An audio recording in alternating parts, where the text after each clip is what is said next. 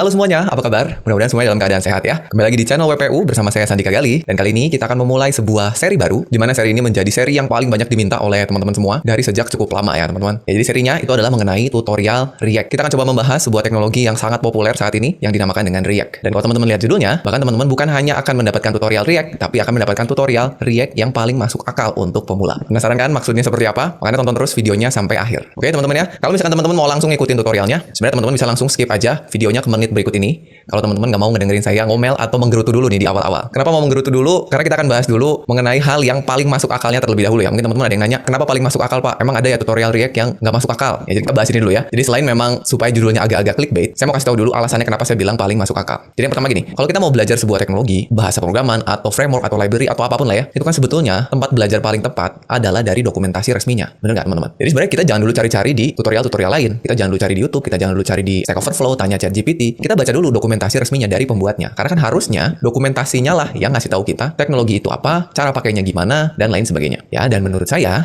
dokumentasinya React ini kurang masuk akal, khususnya untuk pemula. Dan ini menurut saya teman-teman, jangan marah dulu, tenang. Nanti kita akan cari tahu kenapa menurut saya nggak masuk akal. Pasti ini buat teman-teman yang udah jago React, ada yang nggak setuju nih sama saya nih. Tapi sebelum ke sana, kita bahas dulu mengenai definisi pemulanya dulu ya. Sepemula apa sih maksud saya di sini ya? Jadi maksud saya pemula di sini, dia adalah yang udah belajar JavaScript, udah tahu JavaScript ya, udah tahu gimana cara bikin aplikasi menggunakan JavaScript, dia udah tahu yang namanya manipulasi DOM, dia udah tahu teknik-teknik JavaScript PS6 misalnya ya. Tapi belum pernah pakai React, atau bahkan belum pernah menggunakan istilahnya front-end framework gitu. Jadi udah bisa JavaScript tapi belum pernah pakai React. Itu yang saya maksudkan dengan pemula di sini ya. Supaya nanti kita sepakat dulu. Jadi silakan posisikan teman-teman di sini sebagai orang yang misalnya udah belajar JavaScript tapi belum pernah pakai React. Nah, ceritanya kita mau belajar React nih. Jadi kan kita datang dulu nih ke dokumentasinya React.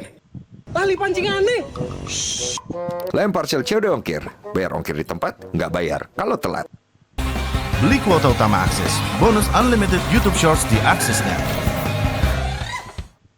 Ya, jadi dokumentasi React kalian bisa datang di react.dev/learn. Nanti kita akan buka sama-sama. Dan jangan salah, menurut saya ini sebetulnya salah satu dokumentasi yang bagus banget. Cuman buat pemula nggak masuk akal aja. Dan bahkan buat teman-teman yang belum tahu, sebetulnya kita tuh punya dokumentasi React yang berbahasa Indonesia. Jadi kalau teman-teman belum tahu, teman-teman bisa kunjungi di halaman ini, id.react.dev. Jadi ini adalah dokumentasi React yang sudah diterjemahkan oleh jagoan-jagoan programmer React Indonesia yang keren-keren banget ya, supaya kita lebih mudah belajarnya. Nih, jadi kalau teman-teman kunjungi id.react.dev/learn, nah ini teman-teman lihat tutorial React dalam bahasa Indonesia. Nanti silakan teman-teman baca. Kita buka sama-sama. Nah, ini dibuat oleh developer-developer keren Indonesia yang ini nih. Ini maintainernya. Jadi kita harusnya berterima kasih sekali buat teman-teman developer ini yang udah bantuin kita untuk bisa baca dokumentasi React berbahasa Indonesia. Dan dari sini hampir semuanya saya kenal. Saya bahkan berkesempatan untuk ketemu langsung. Ya, mereka orang-orangnya keren-keren semua. Selain developer-developer yang jagoan, kontribusi mereka terhadap dunia open source juga luar biasa. Jadi saran saya teman-teman kunjungi link ini, lalu klik nama-nama developer ini, langsung follow aja GitHub-nya atau sosial medianya. Ya, jadi respect banget buat developer-developer Indonesia ini. Nah, sekarang kita ke dokumentasi React dulu ya. Kita akan lihat kenapa menurut saya ini nggak masuk akal ya. Ini pada saat kita datang ke sebuah dokumentasi, yang pertama kali ingin saya tahu, setidaknya untuk saya nih ya, adalah mengenai apa itu teknologinya. Dan kebetulan di sini kita nggak ketemu langsung setidaknya penjelasan mengenai apa itu React. Ya, jadi kalau teman-teman lihat di sini,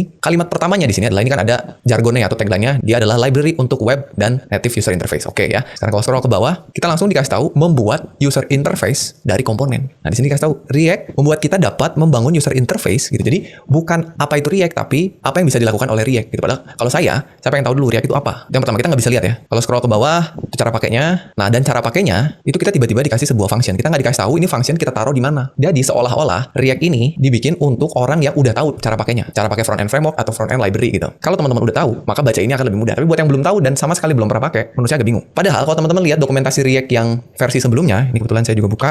Ini dokumentasi React yang lama ya. Teman-teman lihat ini tagline-nya agak berbeda. Kalau ini menurut saya lebih mudah dipahami ya. Sebuah JavaScript library untuk membuat UI. Kalau yang tadi kita lihat sebuah library untuk web dan native UI. Itu bedanya. Dan kalau di scroll ke bawah, yang lama tuh kita dikasih tahu penjelasannya React adalah library yang deklaratif, berbasis komponen, belajar sekali, tulis dimanapun katanya gitu. Kalau menurut saya sih ini lebih menarik gitu ya. Walaupun tetap aja kalau kita scroll ke bawah, simple komponen.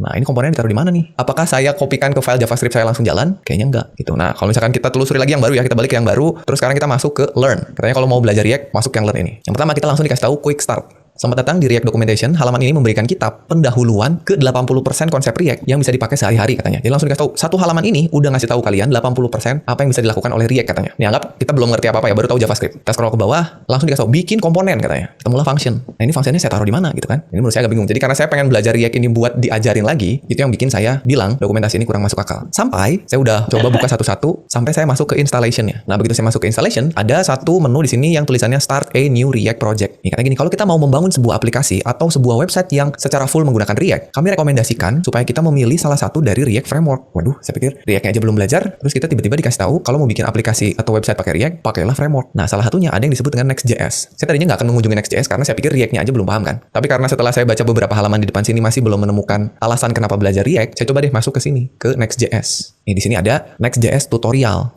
Nah, ini di halamannya. Setelah saya masuk ke sini, saya baca tutorialnya sedikit. Nah, saya baca ini katanya Next.js adalah sebuah framework React yang fleksibel, bla bla bla gitu ya. Ini saya masih belum ngerti. Terus ke bawah. Nah, ini ada di sini. Apa itu React? Jadi saya menemukan apa itu React bukan di dokumentasi React-nya. Mulai dari React adalah apa, bahkan dikasih tahu user interface itu apa. Nah, ini menurut saya ini lebih masuk akal.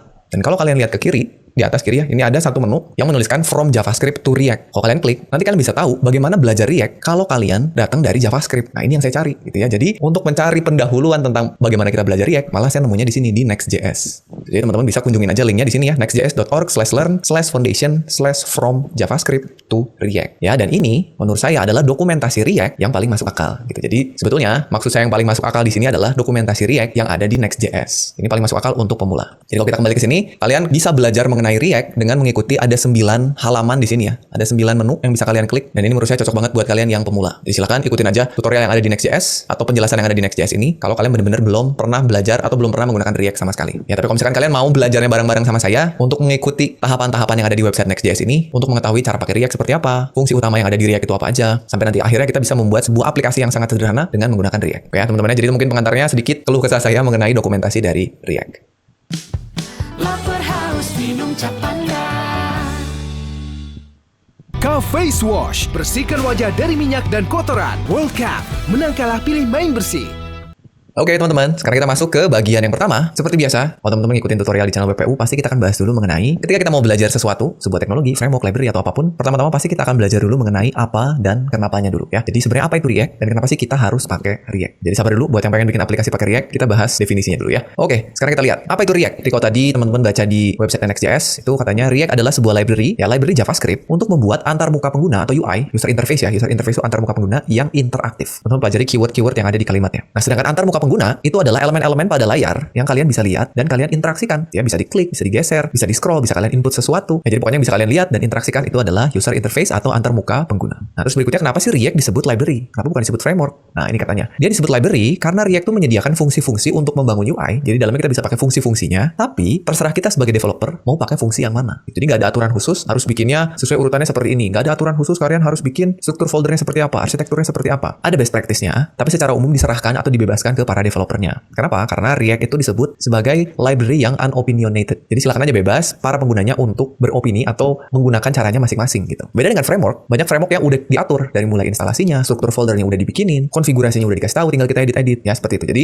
React relatif unopinionated. Terserah kita sebagai developer untuk pakainya mau kayak gimana. Nah, itu menyebabkan si ekosistem dari React ini jadi besar dan berkembang karena banyak cara, banyak ragam, banyak varian, banyak gayanya masing-masing gitu untuk ngoding menggunakan React. Sehingga tools pihak ketiganya itu banyak banget. Ya, ini bisa jadi keuntungan, bisa jadi kerugian ya kalau untuk yang baru mulai belajar atau pemula, biasanya sesuatu yang unopinionated itu malah bikin bingung gitu ya. Buat yang udah expert, buat yang udah tahu bisa bongkar pasang, bisa ubah sana ubah sini, yang unopinionated itu bisa membebaskan dirinya. Jadi buat pemula kadang-kadang justru yang opinionated yang udah dikasih tahu caranya yang lebih mudah. Ya, tapi itu ada dua perbedaan aja ya. Nah, sekarang kita lihat sejarahnya sedikit ya. Jadi React ini dibuat pada tahun 2013 awalnya oleh seorang yang namanya Jordan Walke. Dia adalah seorang engineer di Facebook. Kayaknya sampai saat ini juga masih ya. React saat ini udah ada di versi 18.2.0. Ya, jadi saat video ini dibuat itu 18.2.0. Mungkin aja teman-teman yang nonton nanti di masa yang akan datang ini udah lebih baru. Jadi selalu pastikan sesuaikan. Siapa tahu nanti versinya berbeda, dokumentasinya beda, cara pakainya juga beda. Nah, pertama kali dibuat itu karena Facebook tuh makin besar ya. Jadi saat itu tuh lagi nge-develop Facebook Ads. Mulai ada fitur chatting yang di bawah kanan tuh ya. Terus karena baru mengakuisisi Instagram, Facebook tuh lagi melakukan integrasi supaya antara Instagram sama Facebook itu bisa informasinya seamless gitu. Melakukan update di Facebook, Instagram ikut berubah, melakukan update di Instagram, yang ada di Facebook juga bisa ikut berubah gitu misalnya ya. Terus juga lagi bikin atau ngembangin mobile app-nya untuk Facebook. Sehingga UI dari masing-masing aplikasi tadi itu kan harus lebih mudah dikelola. Kalau kita misalnya melakukan sesuatu di mobile, ya pasti kan pengennya yang di desktop berubah gitu. Nah, untuk melakukan itu, nah makanya dikembangkanlah si React ini. Walaupun sebelumnya namanya bukan React, dia menggunakan nama yang lain atau bahkan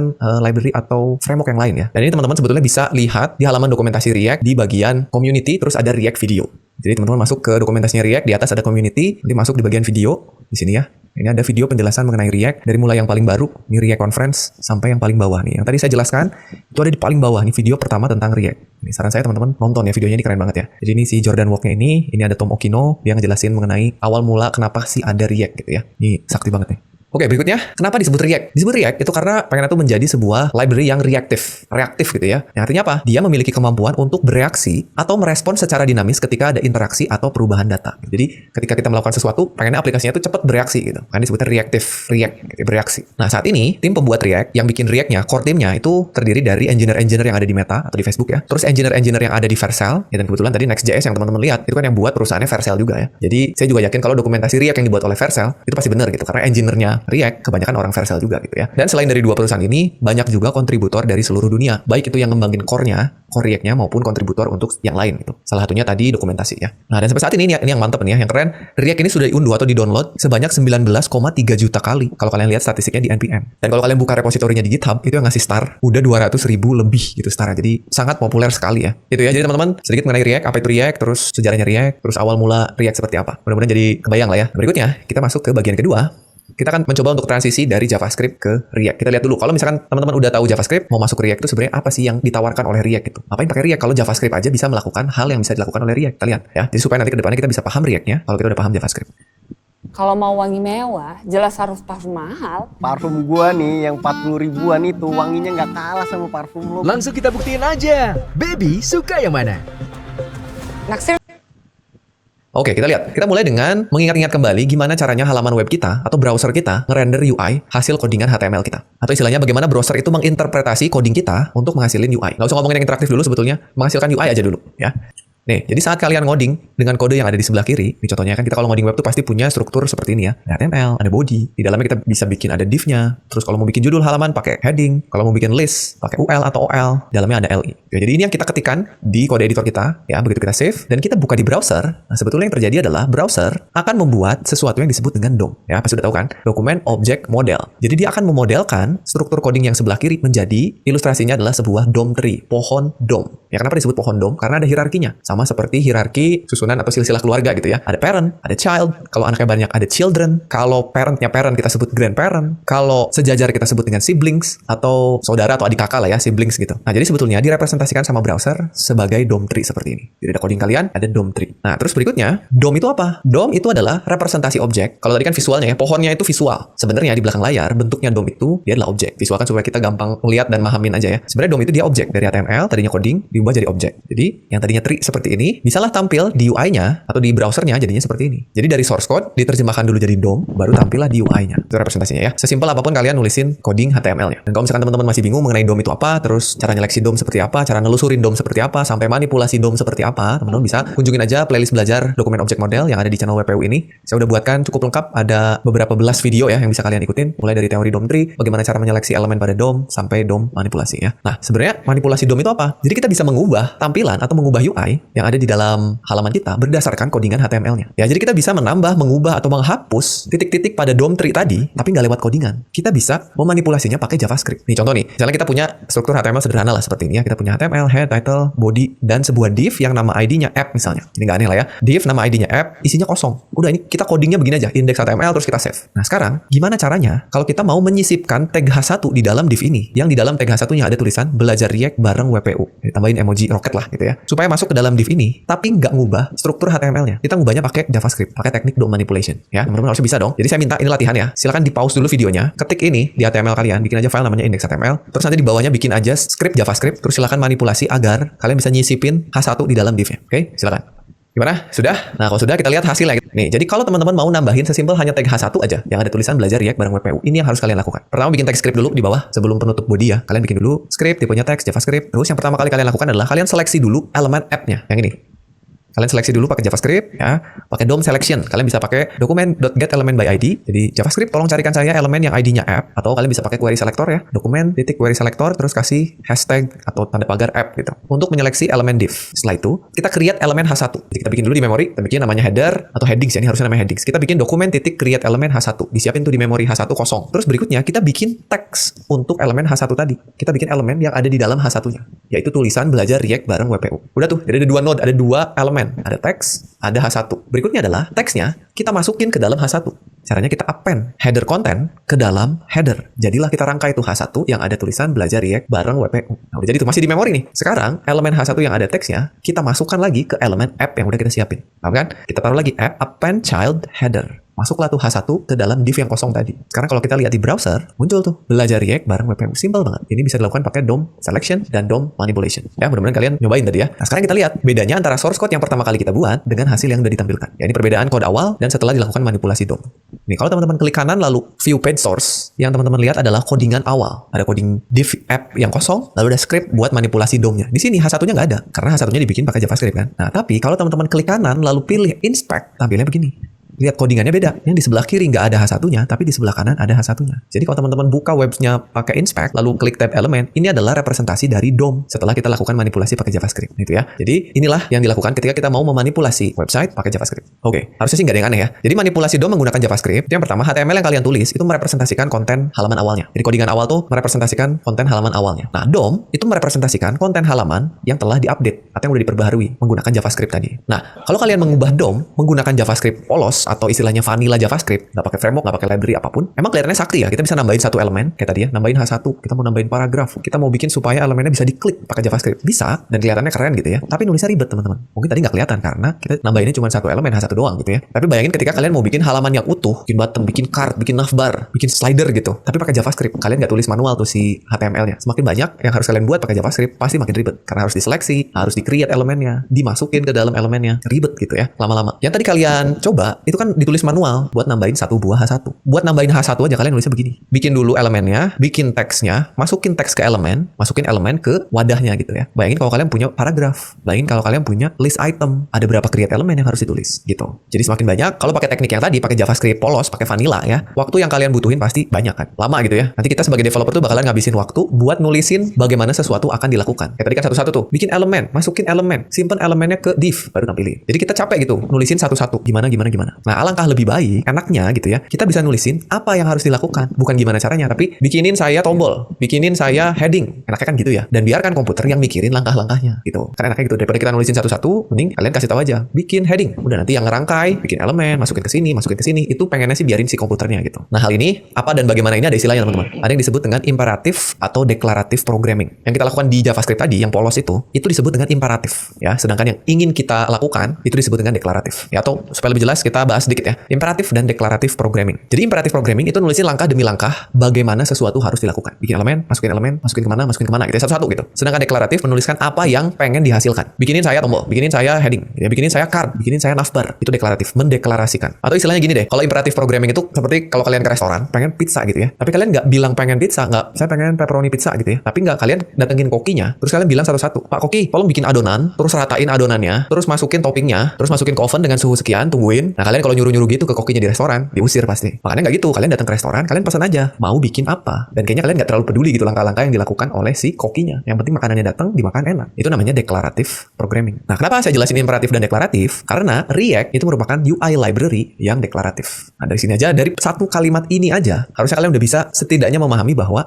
React ini membuat sesuatu yang tadinya imperatif, yang harus kita tulis satu-satu tadi, bisa jadi deklaratif gitu. Itu aja harusnya udah bikin kita senang gitu. Berarti mempermudah nih. Ya, jadi itu sedikit penjelasan mengenai apa yang React ingin lakukan gitu. Nah, berikutnya yang seru nih, kita masuk ke bagian ketiga, yaitu kita akan mulai bekerja dengan React. Nah, di sini kita akan coba bikin aplikasi yang sangat sederhana ya, menggunakan React. Nah, jadi buat kalian yang nggak sabar pengen ngoding React, sekarang lah saatnya ya. Mari kita mulai React-nya. Kita baca dulu penjelasannya dikit. Yang pertama nih, kalau kita mau menggunakan React, kita butuh dua script React yang kita panggil lewat sebuah CDN atau Content Delivery Network. Jadi kita bisa menjalankan React-nya dengan memanggil library React-nya di dalam script kita. Ini bukan cara yang disarankan, tapi ini cocok banget buat kalian yang masih pemula dan baru pakai React. Jadi kita nggak perlu mikirin dulu gimana cara compile React-nya atau melakukan bundling pada React-nya, menggunakan sistem modulnya React, nggak perlu. Kita bisa jalanin lewat file HTML yang sangat sederhana. Ya, nanti kita lihat gimana caranya. Nah, tadi katanya ada dua script. Apa aja? Itu yang pertama adalah kita panggil React-nya itu sendiri sebagai library utamanya. Terus di bawahnya kita panggil package yang namanya React DOM supaya kita bisa menggunakan metode untuk manipulasi DOM-nya. Memang mempermudah kita kalau mau nambah elemen, ngapus elemen, ngubah elemen dan seterusnya. Ya, jadi ada dua.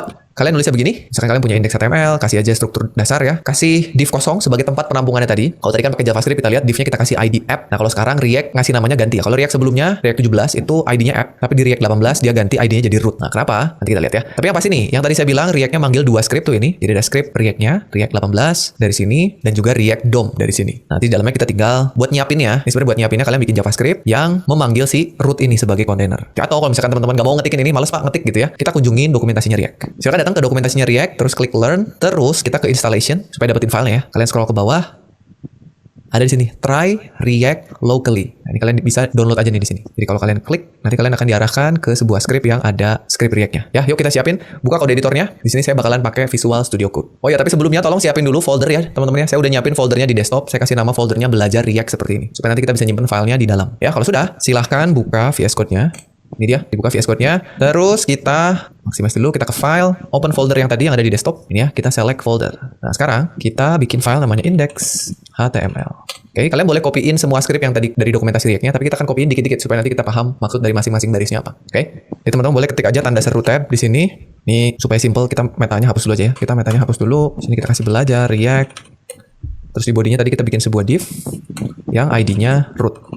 Oke, terus di bawah sini kita punya script yang tipenya text/javascript yang di dalamnya kita panggil apa tadi, const, lalu apa, container document titik get element by ID. Sebenarnya mau pakai query selector juga bisa.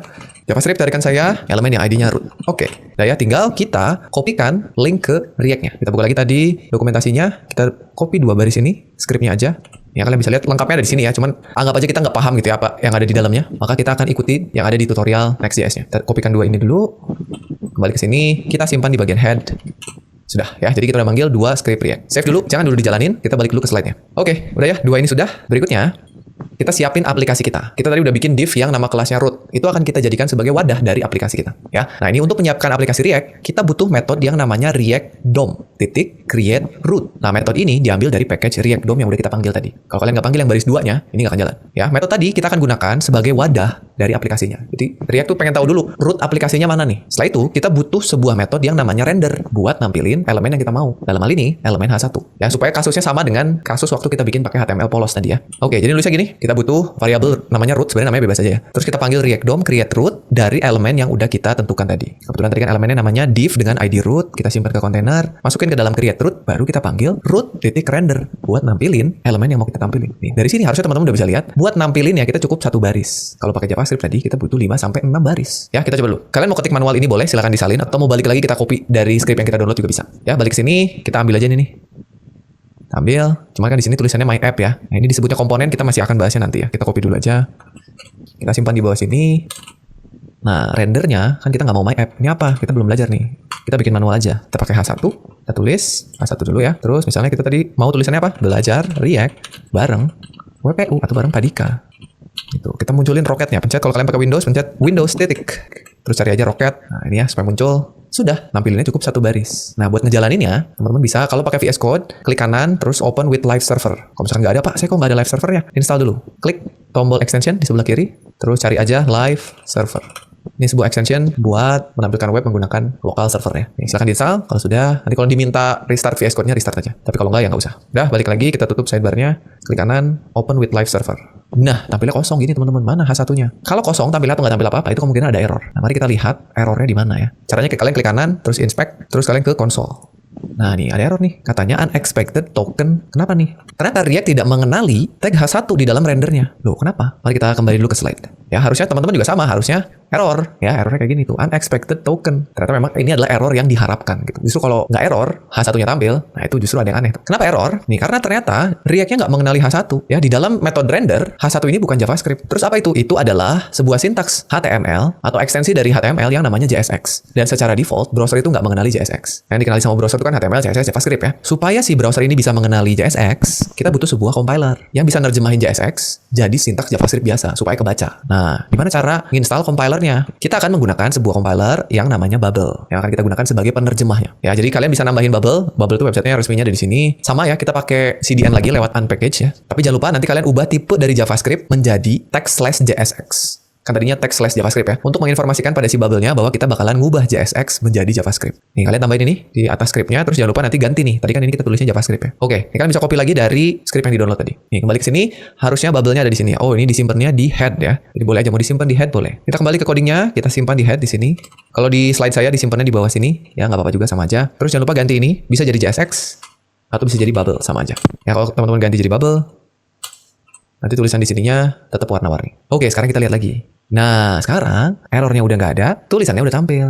Tuh ya, mantap ya. Sama nggak teman-teman? Jadi, saya ucapkan selamat buat kalian karena itu adalah aplikasi React pertama kalian. Ya, harusnya sekarang semuanya udah berhasil nampilin web seperti ini. Nah, dan sekarang kita akan lihat, kita akan bandingin ya, script vanilla JavaScript dan script React yang udah kita buat. Nih, ini JavaScript buat nampilin H1 yang tulisannya belajar React bareng WPU tadi, sedangkan React seperti ini. Nah, mungkin teman-teman bilang, Pak, cuma beda 2 baris, Pak. Nggak apa-apa lah pakai JavaScript. Ya memang, kalau elemennya cuma 1, bedanya 2 baris. Tapi bayangin kalau misalnya kalian bikin elemennya ada 5, 10, 20, akan menduplikat berapa baris ini? Kalau di React, nambahnya nggak akan terlalu banyak. Tapi kalau pakai vanilla, nambahnya bisa berkali-kali lipat. Ya, jadi menggunakan React itu bisa mempermudah atau mempersingkat manipulasi DOM kita. Mantap ya. Sekarang sebelum lanjut, kita bahas dulu dikit mengenai JSX kali ya. Apa sih sebenarnya JSX itu, Pak? Apa bedanya sama HTML? Nah, kita lihat ya. Jadi JSX itu adalah sebuah ekstensi sintaks untuk JavaScript yang biasanya dipakai untuk deskripsiin UI yang sintaksnya kayak HTML. Jadi sebenarnya yang kita tulis di dalam metode render tadi itu JavaScript. Ya, nanti kalian bisa lihat tuh gimana caranya JSX bisa keluar masuk JavaScript dengan mudah. Tapi sebenarnya itu JavaScript yang bisa nulisin sintaks kayak HTML, mirip HTML. Nah, meskipun ada cara lain untuk bikin komponen tuh ya istilahnya elemen HTML-nya gitu ya. Ada cara lain, tapi kebanyakan developer React itu pakai JSX untuk bikin komponennya. Jadi kita ikutin aja ya, kita pakai JSX aja. Sintaks JSX ini kelihatannya kayak HTML, tapi dia lebih strict. Nah, strictnya gimana kita lihat ya. Dan dia juga bisa nampilin informasi yang dinamis. Beda seperti HTML yang statis. Nah, untuk nulisnya kita harus ingat 3 aturan JSX. Jadi JSX itu punya 3 aturan penting yang harus kita ingat-ingat. Apa aja? Kita bahas satu-satu. Aturannya ada di sini. Kalau teman-teman mau lihat dengan lebih detail, ada di dokumentasi React-nya. Yang pertama,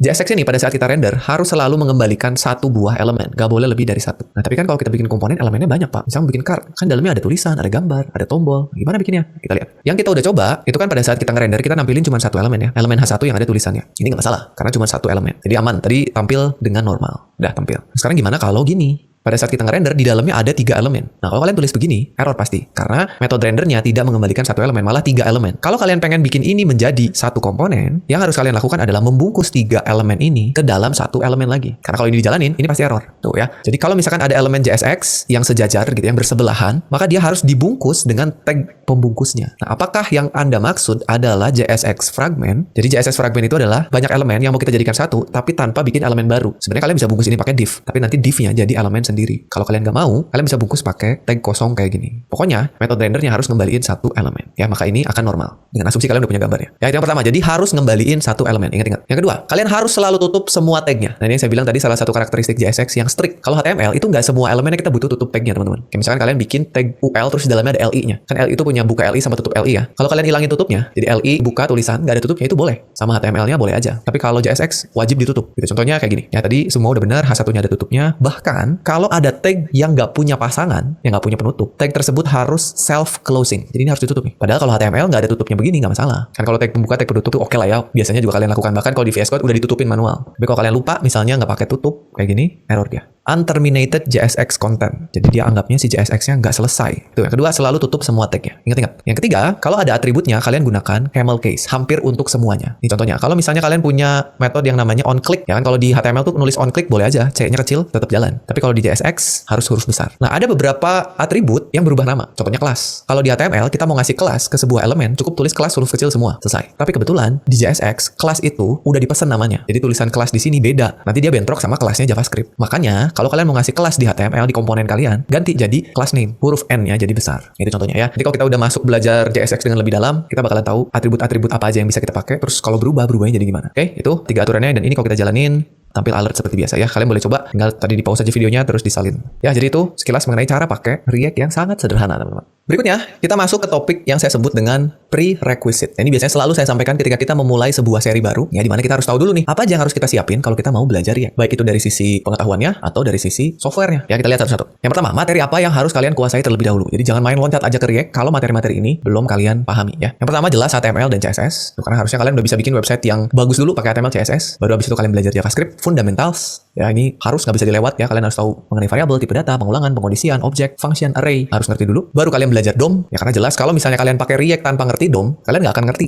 manfaat React itu apa. Jadi cuma pakai-pakai aja. Tapi kalau kalian udah pernah bikin sebuah aplikasi JavaScript pakai DOM manipulation yang polos gitu ya, JavaScript polos, pasti kerasa begitu pakai sebuah framework atau library. Oh, ternyata ini berusaha untuk menyelesaikan problem apa, ya. Berikutnya kalian harus paham juga mengenai teknik-teknik pemrograman di modern JavaScript atau ES6. Apa aja nanti kita lihat ya. Terus kalian harus paham juga mengenai command line interface dan juga Git. Karena nanti kedepannya kalian akan sering banget menggunakan CLI atau terminal, entah itu buat download package, ambil dari GitHub repository orang. Jadi harus benar-benar paham gimana caranya menggunakan Git dan juga menggunakan terminal ya atau CLI. Kalau kalian nginstal Git di komputernya, biasanya itu udah ada yang namanya Git Bash, atau kalau yang pakai Windows ada PowerShell, atau kalau yang pakai Linux sama macOS juga pasti ada terminalnya. Silakan pahami perintah-perintah dasar yang biasanya dipakai di terminal ya. Terus kalian juga harus belajar mengenai package manager, karena kedepannya React itu nggak dipakai dengan cara yang kita pakai tadi. Kita harus pakai misalnya npm, module bundler, builder, dan masih banyak lagi. Dan untuk memahami itu, kalian butuh paham juga mengenai Node.js. Jadi ini yang harus kalian kuasai dulu sebelum lanjut belajar React-nya. Jadi buat yang belum paham mengenai salah satu materi ini, sabar dulu, tahan dulu. Ya silakan mundur dulu aja belajar materi-materi ini. Karena jangan khawatir teman-teman untuk belajar materi-materi ini. Nah, terus tadi untuk modern JavaScript-nya, karena sebetulnya teknik-teknik di JavaScript modern ini banyak banget ya. Apa aja yang harus kalian pelajari?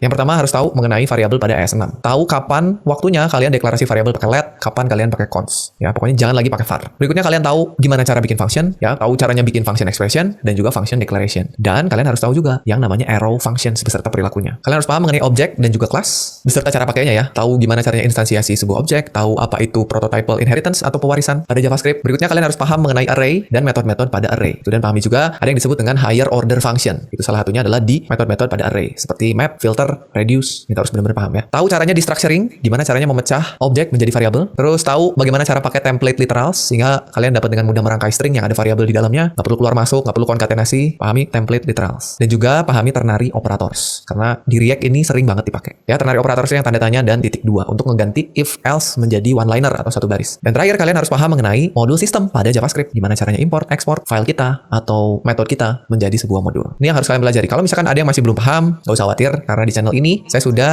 sediakan jalur belajar ya. Teman-teman bisa ikutin semua materi yang dibutuhin untuk belajar React. Ada semua. Mulai dari HTML, CSS, JavaScript. JavaScript bahkan ada 3 playlist ya. Ini kalau di total bisa sampai 70 video kali ya. Silakan untuk yang JavaScript. Terus ada juga Git dan GitHub beserta belajar CLI ada di dalamnya dan belajar Node.js dan npm ada juga di situ. Ya, jadi silakan itu dipelajari dulu ya. Jangan buru-buru pengen belajar React tapi fundamentalnya belum paham. Nah, berikutnya setup editornya. Untuk menggunakan atau membuat aplikasi pakai React tentu saja kita butuh editor ya atau kode editor. Kalian bisa pakai macam-macam, cuman yang akan kita gunakan di seri ini adalah VS Code yang harus kalian install linternya yaitu ESLint. Gitu. Coba cek extensionnya udah diinstal apa belum. Terus konfigurasinya udah dilakukan apa belum. Nanti kalau misalkan belum, teman-teman bisa cek di dokumentasi React-nya ada gimana cara konfigurasi linternya. Jangan lupa juga install extension untuk format kode kalian supaya gampang diaturnya, nggak perlu ngerapihin manual yang namanya Prettier. Dan kalian bisa install browser extension yang namanya React Developer Tools. Ini kayaknya ada untuk semua browser-browser populer. Ya, setidaknya untuk browser yang saya pakai yaitu Google Chrome ini ada. Oke, itu jadi prerequisite untuk belajar React di seri kita kali ini. Oke, dan kalau teman-teman sekarang udah siap untuk belajar lebih jauh mengenai React ini, di bagian kelima kali ini kita akan masuk ke bagian paling penting, yaitu kita akan membahas mengenai konsep-konsep utama yang ada pada React ya. Jadi apa aja sih konsep yang menjadi inti yang harus kita pelajari di dalam React ini. Jadi kalau teman-teman lihat ada 3 core konsep di dalam React. Yang pertama jelas adalah komponen. Yang kedua ada yang disebut dengan props. Dan yang ketiga ada yang disebut dengan state. Ya, jadi 3 hal ini harus teman-teman kuasai dulu atau minimal tahu dulu ya sebelum kita masuk ke konsep-konsep React lain atau fitur-fitur React lain yang lebih kompleks lagi. Kita bahas dulu mengenai komponen ya. Gimana cara kita membuat UI di dalam React menggunakan komponen. Ya, jadi intinya pada saat kita membuat UI ya, sebuah UI itu kita bisa pecah menjadi bagian-bagian yang lebih kecil yang kita sebut dengan komponen. Mulai dari contohnya yang tadi kita buat adalah komponen header ya atau heading gitu. Sebuah komponen itu bisa sangat sederhana, hanya terdiri dari satu elemen saja atau bahkan sangat kompleks. Bahkan satu halaman web pun itu kita bisa anggap sebagai sebuah komponen. Walaupun jadinya komponennya gede banget gitu ya. Jadi komponen-komponen UI yang bisa kita lihat dan kita interaksikan bisa kita anggap sebagai komponen. Nah, dengan komponen itu kita bisa bikin potongan kode yang independen atau mandiri yang kedepannya bisa kita gunakan kembali. Itu jadi komponen yang reusable istilahnya. Ya, jadi contohnya kalian bisa anggap sebagai blok-blok pada Lego lah yang bisa kalian susun gitu. Dimana nantinya kita bisa susun potongan-potongan kecil tadi agar menjadi sebuah blok atau sebuah bentuk yang lebih besar. Yang kalau misalkan kita mau bongkar pasang, itu bisa kita lakukan dengan lebih mudah. Jadi kalau pengen ngubah elemen pada UI-nya, kita tinggal ubah komponennya aja. Nah, ini contoh komponen yang bisa kalian lihat. Misalnya kita mau bikin sebuah media komponen. Nah, itu di dalamnya juga bisa terdiri dari beberapa komponen lagi. Ada komponen image, ada komponen deskripsi, ada komponen button. Jadi yang kecil-kecil ini juga komponen. Ketika kita rangkai menjadi sesuatu yang lebih besar, contohnya media ini atau card lah ya, itu juga bisa kita jadikan sebagai komponen. Nah, nanti card ini kita simpan ke dalam sebuah section tertentu di dalam website kita. Section itu bisa kita anggap juga jadi sebuah komponen. Nah, untuk bikin komponen di React itu gimana caranya? Pertama, teman-teman harus pahami dulu bahwa komponen pada React itu pada dasarnya adalah sebuah function yang kita bikin pakai JavaScript. Jadi nanti setiap teman-teman mau bikin komponen harus bikin function dulu. Nah, terus nama functionnya itu kalian harus tulis diawali dengan huruf besar. Ya kan, kalau function itu biasanya huruf kecil ya, huruf kecil terus camel case, tapi kalau khusus untuk komponen, teman-teman bikinnya pakai huruf besar. Nah, nanti functionnya mengembalikan nilai elemen UI-nya. Dan elemen UI itu teman-teman tulis pakai JSX. Ya, jadi strukturnya HTML tapi di dalamnya bisa pakai JavaScript. Nah, nanti pada saat mau ngerendernya, teman-teman panggil seolah-olah dia adalah tag HTML. Gitu. Sama kayak tadi kita manggil H1 gitu. Tapi sekarang kita manggil komponennya dengan ada tag pembuka dan tag penutupnya. Ya, contohnya kayak gini. Jadi kalau tadi tulisannya kita langsung tulis di metode render, sekarang kita tarik untuk jadi sebuah komponen terpisah. Caranya teman-teman bikin sebuah function, misalnya kita kasih nama header, depannya huruf besar, terus dalamnya kalian nge-return JSX-nya. Jadi yang tadinya ada di render pindah ke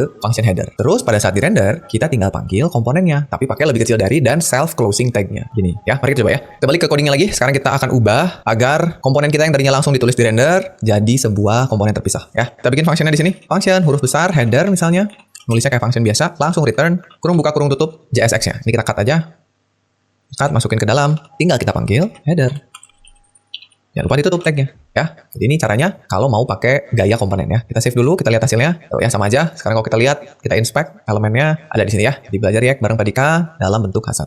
Berikutnya, kita bisa bikin komponen yang bersarang. Jadi kita bisa bikin komponen berada di dalam komponen lain. Kita lihat, sebuah aplikasi itu biasanya di dalamnya terdapat banyak komponen. Jadi kayak tadi kita lihat media komponen, itu di dalamnya ada 3 komponen. Jadi dibentuk oleh komponen-komponen kecil lain di dalamnya. Kita bisa nyimpan komponen di dalam komponen lain. Contohnya nih, kita mau masukin komponen header yang udah kita buat tadi ke dalam komponen homepage. Jadi misalnya satu halaman penuh kita mau bikin dia jadi sebuah homepage yang di dalamnya kita bikin strukturnya. Misalkan ada header, ada main, ada footer gitu misalnya ya. Nah, tapi di sini kita mau bikin headernya dulu aja. Nah, caranya kita harus bikin function untuk setiap komponen yang mau kita buat. Caranya gini. Jadi tadi kita udah punya komponen header, sekarang kita punya komponen homepage. Yang di dalamnya, ingat kita harus mengembalikan sebuah elemen ya, ini turunan JSX yang di dalamnya ada header. Kalau mau pakai div gini boleh, atau kalau mau bikin sebagai fragment, nggak ada divnya juga boleh tadi ya. Jadi tag kosong. Nah, nanti pada saat render kita tinggal panggil komponen yang gedenya, yaitu homepage. Oke, kita coba lagi. Sekarang kita kembali ke codingnya. Sekarang di sini kita bikin function homepage. Oke, ingat huruf depannya huruf besar. Terus biasanya dibikin sebagai camel case ya. Kalau ada kata berikutnya huruf besar juga. Dia return gini, ya kalian bisa bikin pakai fragment. Jadi cukup begini aja. Atau mau bikin pakai div juga boleh. Ya atau biar rapi ini kita turunin aja lah. Ya,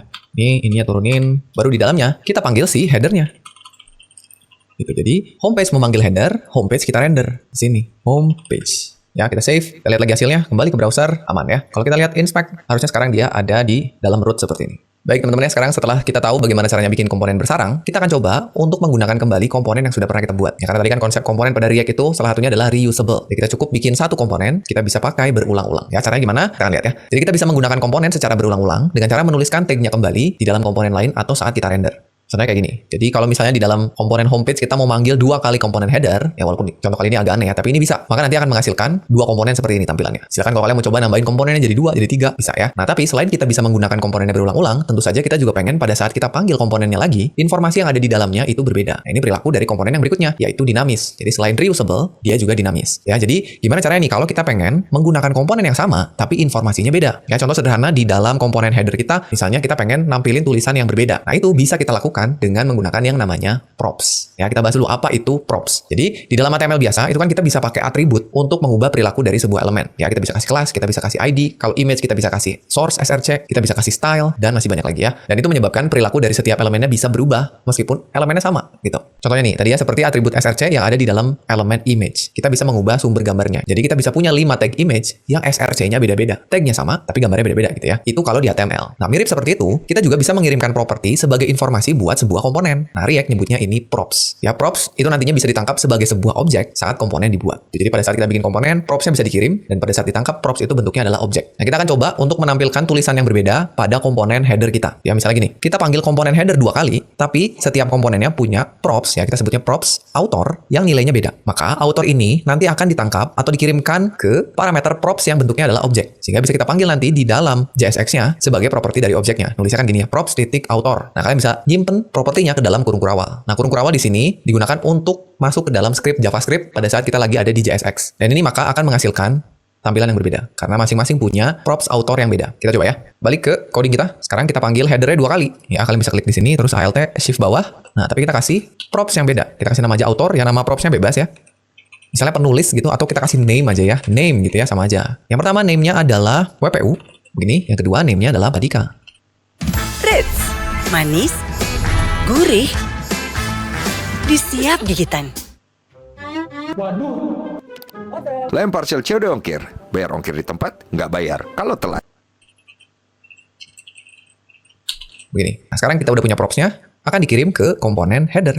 Tangkap di sini, props. Karena dia bentuknya objek, maka kita bisa ganti kurung kurawal untuk panggil JavaScript, panggil objeknya, lalu kita panggil name-nya, ya, gitu. Coba kita lihat hasilnya, save dulu, kita kembali ke browsernya.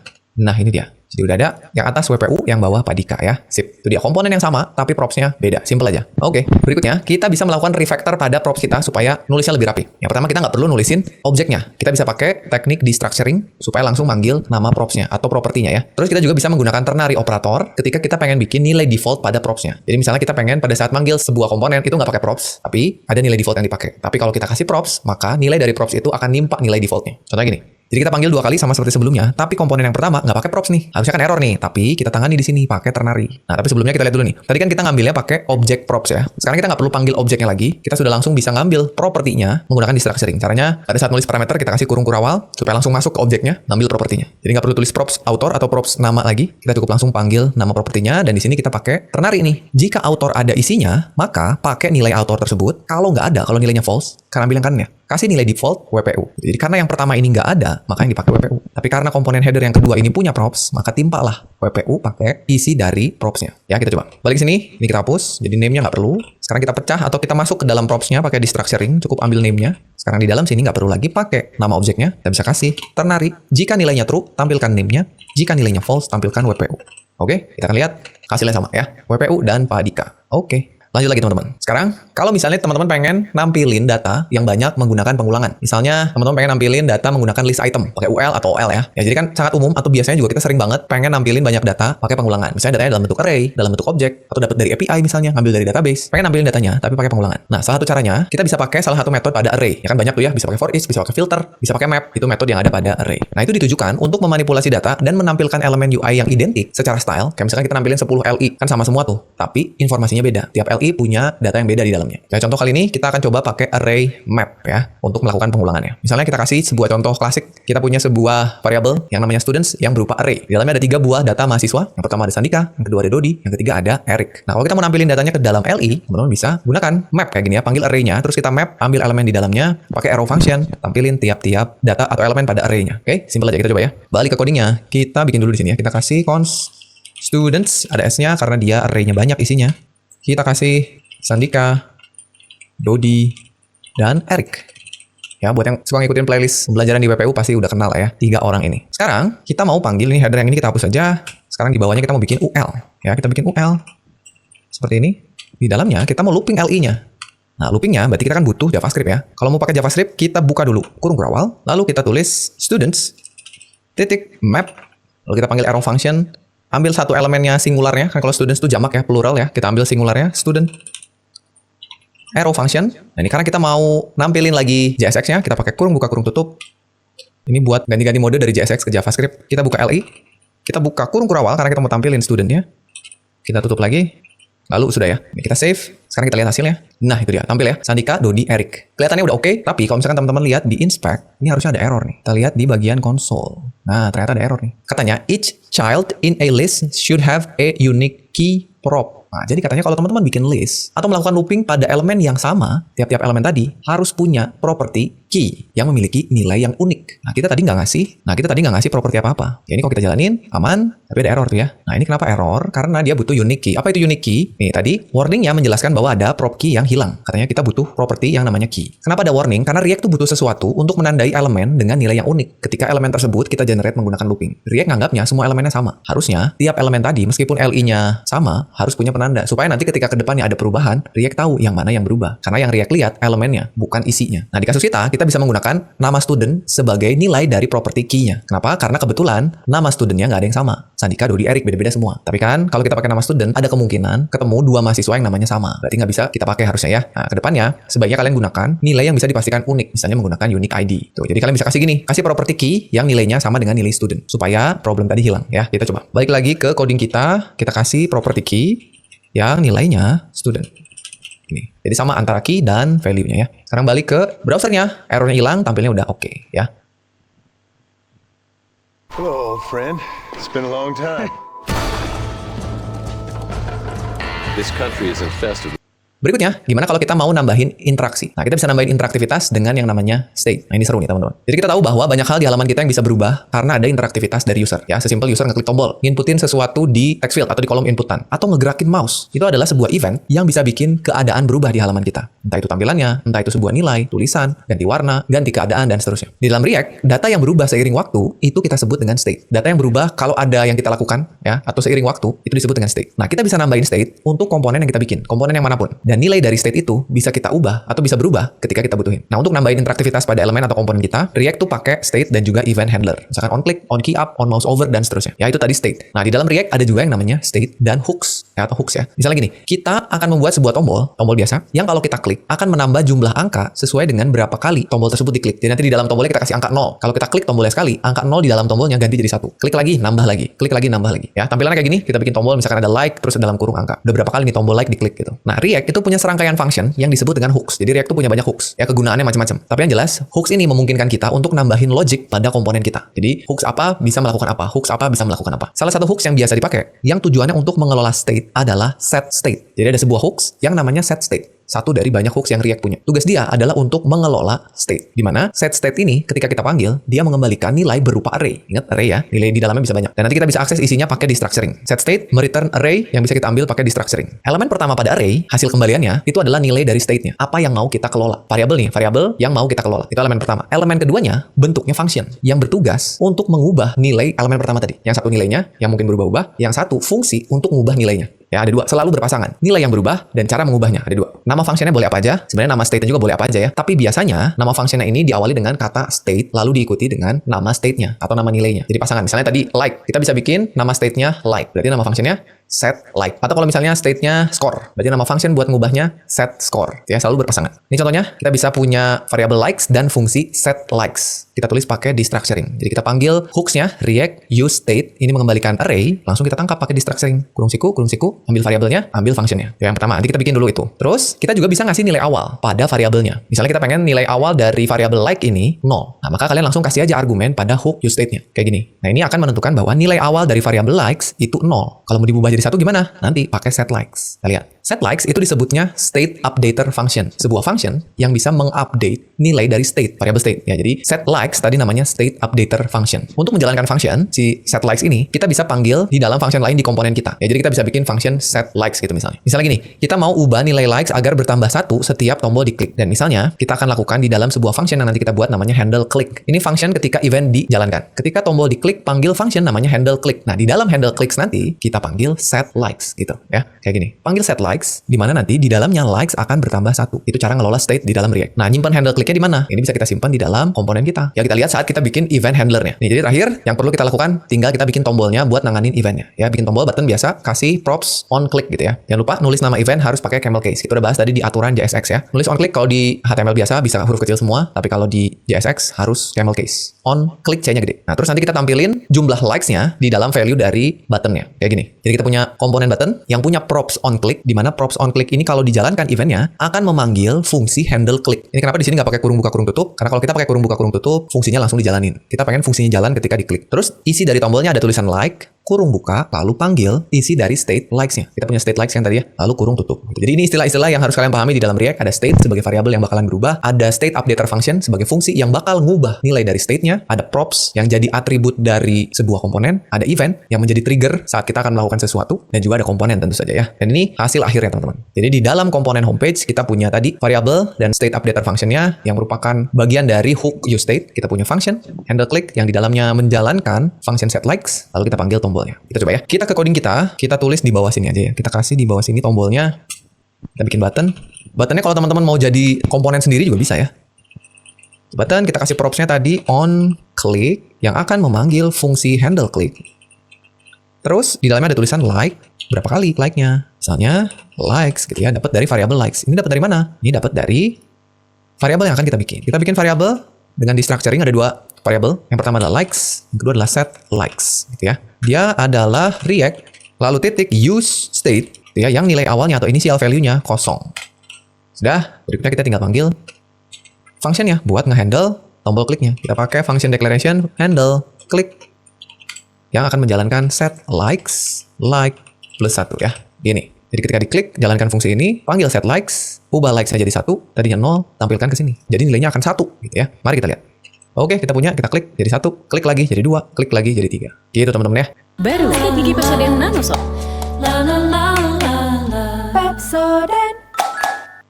Jadi itu dia cara pakai state, props, dan hook yang sangat sederhana. Mudah-mudahan kalian paham nih. Nah, dan berikutnya, setelah kita belajar dasar-dasar dari React, selanjutnya kita bakalan belajar apa nih? Ya, di dalam React, kalau kalian mau lanjut lagi belajarnya setelah ini, yang harus kalian pelajari adalah hal-hal berikut ini, teman-teman. Jadi kalian harus tahu dulu sebenarnya bagaimana React itu bekerja. Ya, kok bisa sih React melakukan hal-hal tadi? Sebenarnya nggak usah terlalu dalam, apalagi untuk kalian yang pemula, tapi minimal tahu kenapa kok bisa terjadi seperti itu. Ya, teman-teman harus tahu yang disebut dengan render dan commit. Teman-teman harus ngerti apa itu virtual DOM dan bagaimana React membuat dan bekerja dengan virtual DOM-nya. Terus juga gimana cara mengelola state dengan lebih kompleks. Bahkan ada istilah yang namanya konteks. Ini teman-teman juga harus paham apa itu konteks, gimana cara pakainya. Terus juga harus paham juga mengenai life cycle ya. Itu penting untuk dipelajari. Terus juga bagaimana menggunakan hooks. Tadi kita coba dikit aja ya hooksnya. Masih banyak hooks lain yang sangat bermanfaat yang harus kalian ketahui dan coba. Dan masih banyak lagi topik-topik lain karena cukup kompleks ya React itu sebenarnya. Jadi kalau misalkan teman-teman pengen belajar React yang lebih lanjut, silahkan tulis saja di kolom komentar supaya nanti kita bisa lanjutkan lagi materinya agar kita bisa menyelam lebih dalam ke library React ini. Ya, dan sebelum saya akhiri, rasanya kurang lengkap kalau kita nggak latihan dulu ya. Meskipun kita cuma belajarnya dasar-dasarnya aja, kita akan coba terapin konsep yang udah kalian pelajarin tadi untuk bikin sebuah aplikasi sederhana. Nih yang pertama nih, saya pengen teman-teman bikin sebuah simple counter ya, atau alat menghitung sederhana. Tadi kalian udah bisa bikin tombolnya pada saat diklik nambah nilai. Sekarang saya pengen kalian bikin tombolnya ada 3 dan ada satu elemen di tengah-tengah yang nunjukin angka. Kalau saya klik tombol tambah di sebelah kanan, maka angka di tengah akan nambah terus. Kalau saya klik tombol minus di sebelah kiri, maka angkanya akan ngurang terus satu-satu. Dan kalau saya pencet tombol reset atau reset bareng-bareng. Oke teman-teman ya, jadi mungkin itu aja untuk pembelajaran React kita. Mudah-mudahan pembelajarannya masuk akal buat teman-teman semua. Karena menurut saya tutorial yang kita udah buat ini cukup masuk akal karena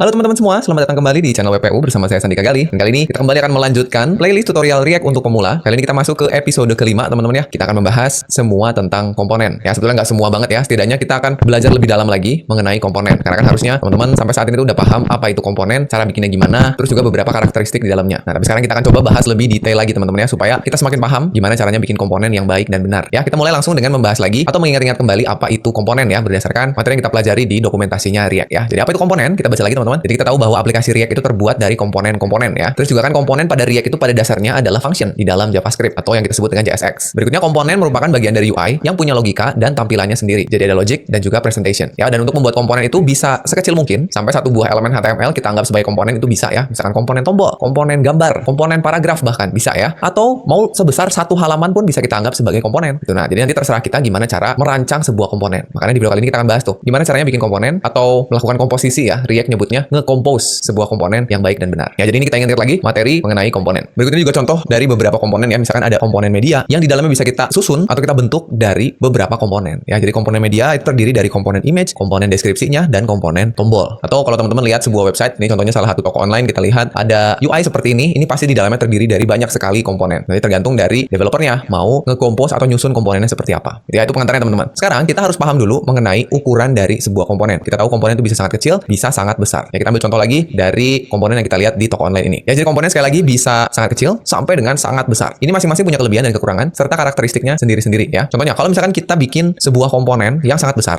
ya misalkan kita ambil contohnya ini menjadi sebuah komponen, jadi satu komponen. Jadi komponennya gede banget nih.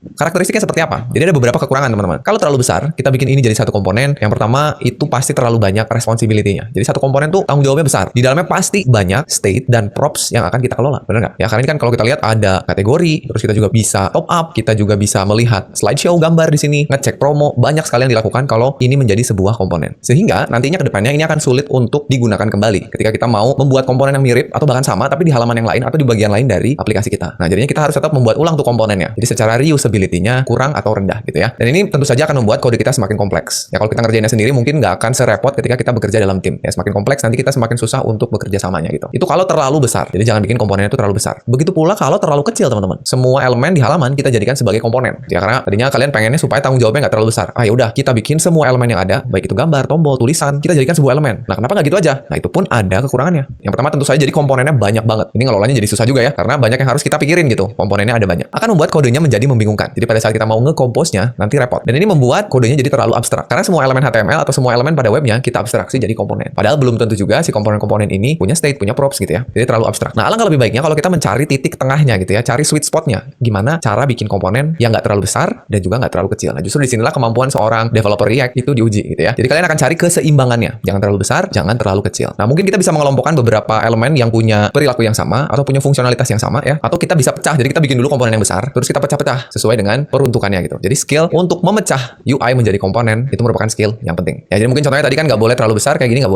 boleh terlalu kecil juga seperti ini, nggak boleh. Ya gimana kalau misalkan kita kelompokkan jadi kayak gini. Jadi bagian slideshow jadi satu komponen sendiri ya, di mana di dalamnya pasti ada tombol, ada gambar, ada ini seperti pagination-nya gitu ya. Kalau kita klik gambarnya geser, terus juga ada tombol lihat promo, ini kita jadikan sebagai satu komponen. Terus di bawahnya untuk kategori kita jadikan sebagai satu komponen. Terus sebelah kanan untuk top up dan tagihan kita jadikan sebagai satu komponen. Untuk button juga ini jadi satu komponen aja, karena kalau teman-teman lihat ini perilakunya semuanya sama. Ada icon, sebelahnya ada tulisan. Jadi ini semua bisa kita jadikan sebagai komponen yang sama, tapi dengan props yang berbeda atau mungkin perilaku yang berbeda. Nanti kita akan bahas gimana caranya bikin si komponen ini menjadi reusable, supaya kita bikinnya satu, tapi bisa dipakai berulang-ulang. Dengan melakukan ini, kita akan membuat si komponennya itu terpisah secara logis. Jadi pada saat kita lihat codingnya itu kebayang gitu ya, ini merupakan bagian dari komponen yang mana, merupakan bagian dari komponen yang mana gitu. Terus juga akan membuat komponennya bisa digunakan kembali atau reusable istilahnya. Sehingga tentu saja jadi mudah dikelola, baik itu komponennya maupun kodenya secara spesifik. Ya teman-teman, jadi sekali lagi bikin komponen itu ternyata tidak semudah yang sudah kita bahas di video-video awal. Ternyata banyak hal yang harus kita pikirin. Ya, tapi tipsnya, ya ada beberapa tipsnya ya. Jadi yang pertama, kita harus pisahkan UI-nya secara logis, pisahkan antara konten dan juga layout. Jadi mana yang layout, mana yang konten atau isi dari komponennya. Terus pikirin reusability-nya. Kalau kita udah bisa misahin mana yang layout, mana yang konten, kayak misalnya button itu adalah layout, tapi di dalamnya kita lihat kontennya apa, misalkan icon, tulisan, warna. Nah, ini kayaknya kalau misalkan kita mau bikin button yang sama tapi warnanya beda, terus iconnya beda, nah ini kita bisa bikin jadi reusable. Komponennya satu, tinggal kita kasih props atau perilaku yang berbeda. Ya, terus perhatikan juga kompleksitasnya. Jangan sampai tujuan kita reusability yang malah jadi kompleks kodenya. Dan yang terakhir, perhatikan juga gaya dan kebiasaan coding kita atau gaya dan kebiasaan tim kita. Jadi kadang-kadang kalau kita baru masuk ke sebuah tim, cari tahu dulu tim ini punya gaya coding atau kebiasaan coding nggak? Ada panduan pembuatan komponennya nggak? Kalau ada, kita ikutin aja. Gitu. Jadi jangan sampai kita memaksakan gaya coding kita ke sebuah sistem yang sudah terbentuk gitu. Jadi kita harus tahu dulu. Mungkin ada tim yang senangnya bikin komponennya kecil-kecil, mungkin ada tim yang senangnya bikin komponen itu gede-gede. Kita harus tahu dulu gitu ya. Jadi pada akhirnya bisa juga setelah kita tahu semua teori-teorinya, semua konsep-konsepnya, balik lagi ke gaya dan kebiasaan codingnya. Tapi secara umum sih kita bisa mulai dari komponen yang besar. Kita coba bikin komponennya gede dulu, terus nanti kita lihat bisa kita pecah nggak. Nah, dan ini akan kita lakukan nanti di latihan pertama kita. Sebelum kita ke latihan, nah saya punya beberapa pertanyaan yang harus kalian ajukan ke diri kalian sendiri ketika nemu sebuah komponen ya. Jadi yang pertama kita tanya dulu, kira-kira ya, apakah di dalam komponen itu terdapat bagian konten atau layout yang bisa dipisahin nggak? Kalian cek dulu. Terus yang kedua, ini kira-kira mungkin untuk digunakan kembali nggak? Terus yang ketiga, apakah komponen ini melakukan terlalu banyak hal atau tidak? Atau udah cukup spesifik nih komponennya? Atau terlalu spesifik? Nah itu ditanyain juga. Terus cek lagi, apakah komponen ini bergantung pada banyak props? Dan yang terakhir cek nih, JSX-nya jadi terlalu kompleks atau tidak nih? Ya kalau jawabannya iya, maka kemungkinan besar kita butuh untuk membuat komponen baru dari komponen yang besar ini. Gitu. Jadi kalau misalkan dari kelima pertanyaan ini hampir semua atau bahkan semuanya jawabannya iya, udah langsung kita bikin komponen baru nih kayaknya. Jadi biar lebih kebayang gimana kalau kita cobain coding untuk studi kasus kita ya.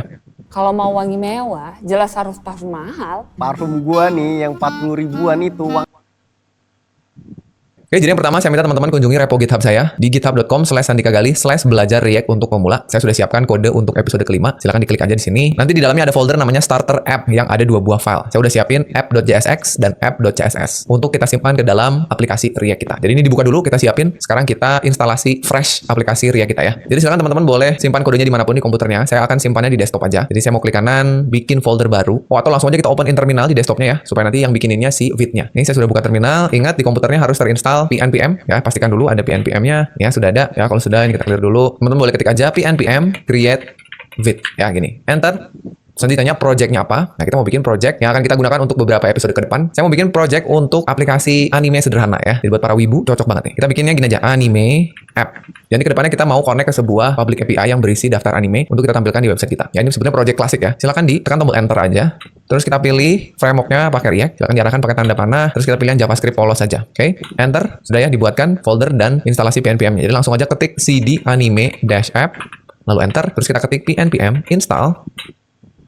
Kita tunggu. Oh, ini ada update ya. Nggak apa-apa, kita skip dulu update-nya. Nah, sudah beres. Tinggal kita buka dulu di kode editor ya. Teman-teman boleh ketik kode, spasi titik. Ini sudah kebuka VS Code-nya. Terakhir, tinggal kita jalankan dulu aplikasi kita ya. pnpm run dev ya, sesuai dengan perintah yang ada di sini. Oke, kita pencet enter. Nanti aplikasinya jalan di localhost port 5173 ya. Teman-teman boleh pencet kontrol, klik aja supaya kebuka di browser. Seperti ini. Sudah aman. Dan tinggal kita kembali ke kodenya. Ini biarkan saja terminalnya berjalan seperti ini. Kita buka sekarang kodenya ya. Kita akan hapus beberapa kode yang nggak kita butuhin. Karena halaman ini nggak kita butuhin ya. Kita kembali ke kodenya. Teman-teman boleh buka folder src. Nah, kita akan hapus index.css. Ini nggak kita butuhin. Teman-teman boleh delete aja.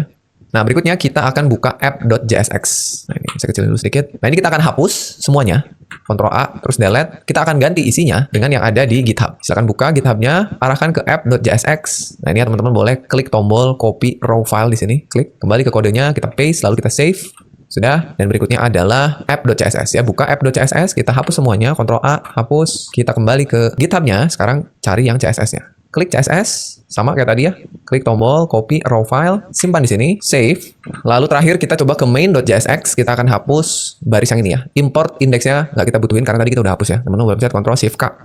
Untuk menghapus barisnya, save, close, lalu kita lihat di webnya. Nah, ini dia. Jadi sudah ada aplikasi sederhana. Ini kebanyakan masih tampilan aja ya, jadi masih banyak yang belum berjalan. Misalnya search-nya belum berjalan, terus nanti ke depannya kita mau bisa nambahin anime sendiri, terus bisa ubah atau hapus, dan kita bisa ngasih rating ke depannya. Tapi sekarang yang bisa dilakukan itu hanya menampilkan 4 anime. Ini anime yang termasuk anime favorit saya, 4 ini. Yang datanya diambil dari array of object yang kita buat di app.js. Ini masih saya tulis manual di sini. Ke depannya nanti kita akan connect ke public API. Ya, nggak apa-apa, ini kita ambil dari data array kita dulu. Tapi sekarang kita udah bisa klik masing-masing animenya. Jadi kalau diklik, dia akan menampilkan detail dari anime yang berbeda. Ya, One Piece, Naruto, Bleach, dan My Hero Academia. Ya, silakan kalau kalian mau ganti, boleh aja ya, silakan diganti datanya, asal jangan properti-propertinya. Nilainya boleh ya, ganti judulnya, ganti tahunnya, silakan. Nah, sekarang kita akan pelajari kodenya teman-teman. Silakan dibuka dulu. Kan saya tutup dulu sidebarnya, Ctrl B. Kita lihat nih yang CSS-nya kita close aja lah ya, karena nggak akan kita oprek-oprek untuk sekarang. Kita akan lihat dari bagian paling atas. Ini di atas kita ada import hook-nya, use state, karena kita menggunakan beberapa state di bawah. Terus juga kita import CSS-nya ya, tadi udah. Terus kita punya data yang saya kasih nama animes data karena animenya banyak jadi jamak gitu ya. Kita punya 4 data, ada One Piece, Naruto, Bleach, dan My Hero Academia. Nah, terus kita masuk ke komponen utamanya, komponen app. Nah, di sini di komponen kita yang pertama, kalau kalian lihat ini saya masih punyanya hanya satu komponen yang JSX-nya sangat besar sekali. Tuh, jadi JSX-nya banyak.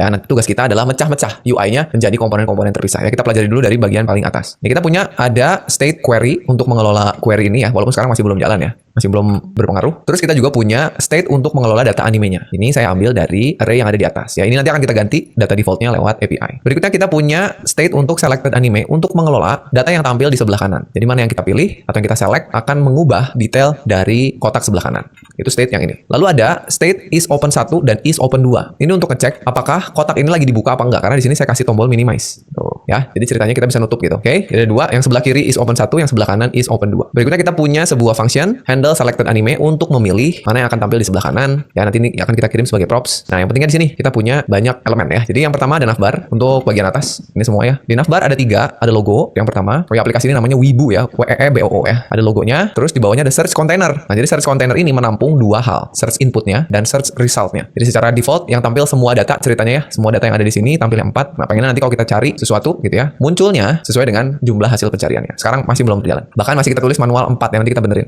Itu di bagian navbar dan kayaknya teman-teman harus sekarang udah bisa mencoba-coba untuk berpikir atau nebak-nebak kira-kira ini cocoknya jadi komponen sendiri apa enggak gitu. Berikutnya di bawahnya ada komponen main ya untuk nampung 2 kotak ini. Kotak yang pertama, ini ada elemen yang nama kelasnya box. Itu untuk kotak yang sebelah kiri berisi daftar anime. Ya, dimana saya punya tombol itu yang sebelah kanan atas ini ya, ini button. Nah, nanti dan di bawahnya saya punya kondisional. Kalau tombolnya lagi terbuka, is open 1-nya bernilai true. Ya, defaultnya kan true ya. Kalau lagi bernilai true, tampilin listnya. Tapi kalau kita klik tombolnya jadi false, ya. Opennya tadinya true jadi not open jadi false, maka jangan tampilin UL-nya. Nah, kalau UL-nya tampil, saya melakukan looping terhadap animenya, terus saya tampilin satu-satu. Berupa list ya. Jangan lupa kalau list kan ada key-nya. Terus pada saat diklik, saya pengen ngejalanin handle selected anime untuk nampilin anime sebelah kanan. Di dalamnya ada gambar, ada judul, ada tahun. Yaitu untuk yang sebelah kiri. Yang sebelah kanan, itu untuk menampilkan si animenya, sama juga ada tombol di atas. Bahkan ini mirip banget ya. Ada logikanya juga, kalau tombolnya lagi true gitu ya, lagi terbuka, tampilin detailnya. Ini sesuai dengan anime yang lagi kita select di sebelah kiri. Kalau ini ditambah nampilin tahun, skor, dan juga sinopsis. Ini di bawah sini. Itu teman-teman ya. Jadi komponen besar cuma satu, yang kalau kita lihat kayaknya semua pertanyaan komponen yang tadi, itu jawabannya iya. Nah, makanya sekarang saya minta tugas kalian coba diubah dulu komponen yang satu besar ini menjadi komponen yang kecil-kecil. Sekarang teman-teman boleh pause videonya, cobain dulu, ubah jadi komponen sendiri, sebelum nanti kita coba bareng-bareng. Change in weather and air pollution affect your health. Oke, kita coba dari mulai yang paling atas teman-teman ya. Kita satu persatu sedikit demi sedikit. Kita mulai dari komponen navbar. Ya, kita ambil dulu navnya. Cara saya tuh biasa gini, saya tutup dulu komponen terluarnya, klik navnya jadi komponen sendiri, terus kita cut, kita blok, kita Ctrl X begini. Lalu di sini kita panggil nama komponen yang akan kita buatnya. Sekarang belum ada, kita bikin tapi nggak apa-apa, kita panggil komponennya. Misalnya saya mau panggil namanya navbar gini ya. Ini, jadi saya manggil komponen navbar, ada error navbar is not defined. Kita definisikan dulu di bawah. Oke, sekarang kita bikin apa? Masih kan caranya? Function navbar kurung buka kurung tutup kurung kurawal, kita return. Return kurung buka kurung tutup, enter, baru kita paste. Ya, Ctrl V navbar yang tadi, save. Nah, sekarang teman-teman lihat nih, ada error di sini. Set query is not defined. Kenapa? Karena dia butuh state query tuh. Sedangkan state-nya ada di mana? State-nya ada di main. Nah, makanya kita pindahin ya. Scroll ke atas, nah ini query-nya. Teman-teman boleh klik di barisnya, terus mencari Ctrl X. Supaya kita cut satu baris, scroll ke navbar, kita simpan di sini. Dah, itu. Kita lihat dulu hasilnya. Aman ya, nggak ada yang error. Berarti satu navbar udah kita pisahin. Nah, tapi lihat nih teman-teman, masih terlalu besar nggak komponennya? Kelihatannya masih terlalu besar nih. Tapi kita akan benerinnya belakangan. Kita coba bikin yang main-nya dulu ya. Sekarang main-nya. Scroll, ini kita hapus spasinya. Main-nya kita tutup, kita cut, blok terus cut ya, Ctrl X, kita bikin main. Begini, kita scroll ke bawah, sini ya. Di bawah navbar, kita bikin lagi function, main, kurung awal, return, kurung buka kurung tutup, enter, Ctrl V. Sudah, mainnya pindah. Tapi lihat banyak banget errornya karena semua state-nya ada di app kita ya. Jadi ini coba kita pindahin dulu. Nanti kedepannya mungkin kita akan naikin lagi ke atas, tapi nggak apa-apa ya. Kita coba turunin semua dulu ya. Jadi ini boleh diblok semua karena yang butuh bukan app, yang butuh adalah main. Kita pindahin ke main ke sini. Sip, sudah harusnya errornya hilang semua ya. Oke, sekarang kita kembali lagi ke webnya, aman ya. Tuh, jadi kita udah pindahin dua komponen besar, navbar dan main. Nah, sekarang pertanyaan apakah udah selesai? Belum ya. Masih terlalu besar nih. Komponen navbar masih terlalu besar, komponen main masih terlalu besar. Benerin satu-satu. Kita mulai dari navbar dulu ya. Kita lihat, komponen yang besar itu sebetulnya yang search ini ya. Tapi kayaknya logo juga bisa kita jadiin sebagai komponen sendiri. Jadi saya melakukan itu. Yang logonya kita cut ya, div sampai tutupnya, Ctrl X, kita bikin logo begini, kita simpan di bawahnya function logo return enter logo. Sip, logo sudah. Di bawahnya search ya. Kita cut lagi, kita bikin search begini, kita bikin di bawah logo. Function search lalu Ctrl V. Oke, sekarang error lagi karena state-nya sekarang ada di navbar nih. Jadi kita harus pindahin ke dalam ya. Kita cut, Ctrl X, kita pindahin ke search. Oke, karena yang menggunakan sebetulnya hanya search aja kan. Jadi ngapain kita simpan di navbar tadi? Sudah, beres. Oh, search-nya hilang. Kenapa? Karena belum kita return. Ini salah ya. Ini di-cut dulu. Lupa return ya. Gini harusnya. Tadi saya lupa nambahin return. Nah, muncul lagi. Oke, jadi search-nya harus dikasih return. Oke, mantap. Apakah udah beres? Kayaknya belum ya. Ini kayaknya saya masih pengen bikin search result-nya itu menjadi sebuah komponen sendiri. Jadi saya mau bikin gini. P-nya saya cut, terus saya mau bikin misalnya namanya num result ya. Karena dia angka kan. Komponennya namanya num result. Kita bikin di bawah sini function num result. Jangan lupa kita bikin return ya. Nah, begini. Sudah, sip. Jadi sekarang komponennya sudah sesuai kebutuhannya. Yang navbar kayaknya udah ya. Navbar turun jadi begini, turun lagi logonya. Cukup. Ini nggak usah kita pecah lagi. Untuk yang search, sebenarnya input juga bisa nih ya. Jadinya search input gitu ya. Atau nggak usah lah ya, nggak apa-apa. Untuk kali ini nggak usah. Nanti kalau kita butuh, kita bikin jadi komponen lagi. Oke, sekarang kita turun ke main. Nah, ini yang seru nih. Untuk main, sebenarnya kalau teman-teman lihat, di dalam main itu kita punya dua buah box. Nih. Gimana kalau setiap boxnya kita jadiin satu komponen? Kita mulai dari komponen atau box yang pertama ya. Box yang pertama, ini sebuah box untuk nyimpen list dari anime. Jadi gimana kalau kita bikin namanya anime list ya? Nih, box yang pertama tutup dulu, kita cut, kita jadiin anime list gini. Kita bikin di bawahnya function anime list. Terus kita return, jangan lupa Ctrl V, sudah ya. Nah, tapi sekarang error lagi tuh. Ada state is open dan juga animes ya. Kita akan cut animes ini, kita cut, simpan di sini. Satu lagi is open yang ini. Nah, ini ketika kita pindahkan ini ada permasalahan teman-teman. Kalau kita pindahkan ke sini, error yang ada di sini itu hilang ya. Yang ini hilang animesnya. Tapi ini masih ada nih handle selected anime. Berarti ini harus kita pindahin juga. Ini kita pindahin, simpan ke sini. Nah, lihat di sini mulai ada problem. Pada saat kita pindahin, ini udah hilang errornya, ini udah hilang errornya, ini udah hilang errornya. Tapi ini jadi error. Set selected anime error. Kenapa? Karena set selected anime ada di sini. Kenapa ini nggak dipindahin aja, Pak? Baris ini state-nya. Nah, ini nggak bisa. Karena state ini dibutuhkan di sini. Di box yang berikutnya. Nih, nggak bisa. Jadi gimana dong cara ngakalinnya? Sebenarnya nanti akan lebih detail ketika kita bahas agak belakang ya. Cuman artinya gini, animenya kita nggak bisa simpan di sini. Ini ada teknik yang namanya lifting state up. Karena state itu hanya bisa digunakan ke komponen di dalamnya. Komponen sebelahnya nggak bisa pakai. Nih, kalian lihat kan komponennya sebelah-sebelahan kan? Nih, komponen sebelah-sebelahan. Kalau saya bikin state-nya di komponen yang ini, maka yang bisa pakai hanya komponen itu dan komponen yang ada di dalamnya, children-nya atau child-nya. Nggak bisa dikirim ke sini. Nah, supaya bisa dikirim ke sini, state-nya kita naikin ke parent-nya. Ya, lifting state up. Jadi dinaikin supaya kedua anaknya bisa pakai. Nah, jadi ini nggak bisa nih. Function ini kita naikin ke atas, ke sini. Begitu pula dengan state-nya. Yang ini kita naikin ke atas juga. Di sini. Kita balikin. Ini nggak usah khawatir dulu yang ini ya, karena ini artinya set animation belum kita pakai. Karena kan kita belum bisa nambah, ubah, dan hapus ya. Ini biarin aja. Oh, ini pindah ke atas ya. Harusnya animation ini paling atas kayak gini. Karena kan kita butuh nih. Nah, sudah. Sekarang kita udah simpan ke atas. Sekarang gimana caranya supaya komponen yang ini bisa pakai? Nah, masih ingat teman-teman, kita kirim lewat props ya. Jadi anime kita kirim lewat props, handle selected anime juga kita kirim lewat props. Jadi kalian bisa tulis gini, animes. Ngambil dari animes gitu ya. Kita kirim. Sekarang yang ini. Kita kasih eventnya apa? On selected anime. Yang biasa gitu ya, on, lalu dalamnya handle selected anime. Gini. Sudah, sekarang kita bisa pakai di komponen anime list. Berarti di sini kita terima dulu propsnya, animes dan on selected anime. Tinggal dipakai. Ini sudah dipakai di sini. Ini harusnya dipakai di sini kan? Nah, kita ganti aja jadi on selected anime. Oke, sekarang kalau kita jalankan harusnya normal lagi ya. Sip, aman. Nah, ini kalau teman-teman lihat ada error di sini. Ini karena butuh prop validation. Ini kita belum bahas ya. Ini kalau teman-teman lihat video sebelumnya, ini bisa kita akalin dulu. Sebelum nanti kita benar-benar melakukan property validation. Ya, sekarang kita akalin dulu untuk mematikan ESLint-nya dulu ya. Jadi sekali lagi, kita bisa akalin lewat konfigurasi ESLint ya. Coba dibuka lagi sidebar-nya. Teman-teman buka ini nih, ESLint rc.cjs. Kita scroll ke paling bawah, ke bagian rules-nya. Kita tambahkan di akhir ya. Di sini nih. Hati-hati jangan salah nyimpennya. Kita tulisnya kutip react/prop types. Ya, kita isi dengan off. Ya, kita save. Coba kita lihat ke sini harusnya udah hilang tuh. Ya, jadi untuk sementara validasi tipe dari propertinya kita matikan dulu ya. Nanti kita akan validasi dengan benar. Oke, kita close, Ctrl B lagi, udah beres. Itu untuk anime list. Jadi ini udah jadi komponen sendiri. Berikutnya untuk yang sebelah kanan. Sebelah kanan kita kasih nama apa nih? Kita cut. Kita kasih nama dia tuh apa? Selected ya. Selected anime. Oh, atau gini deh, kita bikin komponennya ada boxnya. Kan tadinya dia kelasnya box ya. Nah, nanti kita ganti nih. Kita bikin ini selected, bukan selected anime tapi selected box. Gini. Nanti yang atas juga kita ganti jadi list box gitu, atau anime list box. Nggak apa ya, belakangan. Kita bikin di akhir, kita function dulu selected box. Gini. Kita return kurung enter paste. Oke, sip. Berarti tinggal state-nya ya. Kita cut state-nya. Yang pertama is open-nya kita cut, masukin dulu ke sini. Ini ya, sudah. Nah, berikutnya untuk yang selected anime, ini kita nggak akan pindahin state-nya. State-nya kita biarkan ada di main, tapi kita akan kirimkan lewat props saja. Kita kirim yang selected anime aja, karena yang dibutuhin cuma itu ya. Jadi kita kasih di sini selected anime, berisi selected anime. Sudah, tinggal kita terima props-nya, selected box, selected anime. Kita lihat dulu hasilnya. Sudah aman ya. Paling tadi kita butuh ganti dulu nama komponennya. Ini selected box, berarti yang atas list box ya. Ini kita ganti jadi list box. Gitu. Berarti ini juga ya. Ini jadi list box. Dah. Save. Karena nanti saya mau bikin komponen baru di dalamnya nih. Nih yang UL ini baru namanya anime list ya, sesuai dengan kelasnya nih. Tapi kita lihat dulu deh. Oke, mantap. Sudah aman. Jadi sudah jadi dua komponen ya untuk main. Tinggal kita masuk ke masing-masingnya satu-satu. Kita masuk ke list box dulu. Tadi seperti yang saya bilang, kita mau bikin UL-nya itu berubah jadi komponen anime list. Ya, kita coba tutup dulu UL-nya. Kita cut, block, terus cut. Kita bikin jadi anime list. Gini ya. Berikutnya di bawahnya, bikin function anime list. Return, enter, paste. Sudah. Nah, ini kita butuh anime lagi nih. Dan juga on selected anime lagi. Harus kita kirim lagi, teman-teman. Jadi, kita ke sini, kita kirim ya. Tuh, ini jadi nggak dipakai. Harus kita lewatkan ke sini ya. Jadi anime sama dengan animes. Lalu on selected anime berisi on selected anime. Sudah, jadi dari sini dikirim. Nah, ini problem teman-teman ya yang harus kita selesaikan nanti. Masuk, terus terima proption di sini. Animes on selected anime. Sudah, masuk ke anime list. Dan terakhir nih, masih saya pengen bikin satu komponen lagi. Terakhir saya mau bikin komponen untuk LI. Karena ini adalah komponen animenya. Satu buah anime nih yang ini nih. Mau saya bikin jadi satu komponen.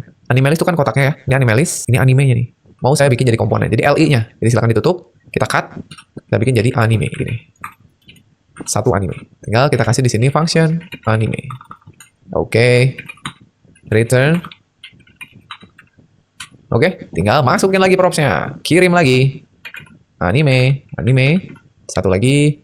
On selected anime. On selected anime. Nah, tapi ini ada error nih. Errornya missing key prop. Nah, karena dia berupa list. Dan loopingnya ada di sini, mapnya. Kita harus pindahin nih. Key-nya kita pindah. Kita cut.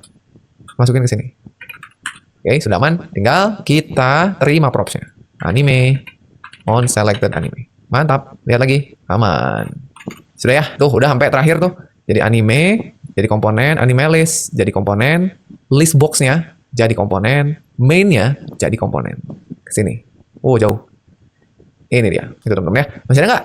Kayaknya masih ya. Untuk yang selected box nih. Satu lagi nih. Selected box kita lihat. Nah, ini sama juga. Kita mau bikin komponen untuk ini nih. Ini akan kita anggap sebagai anime detail ya. Ini ada dua komponennya sebenarnya. Ada header sama section. Nggak apa-apa kita gabung aja ya. Jadi teman-teman boleh ambil komponen div-nya. Ini kita cut. Ini sebetulnya nggak perlu pakai kurung tadi ya. Hapus kurungnya, kita ganti jadi anime detail. Gini, terus kita bikin function anime detail.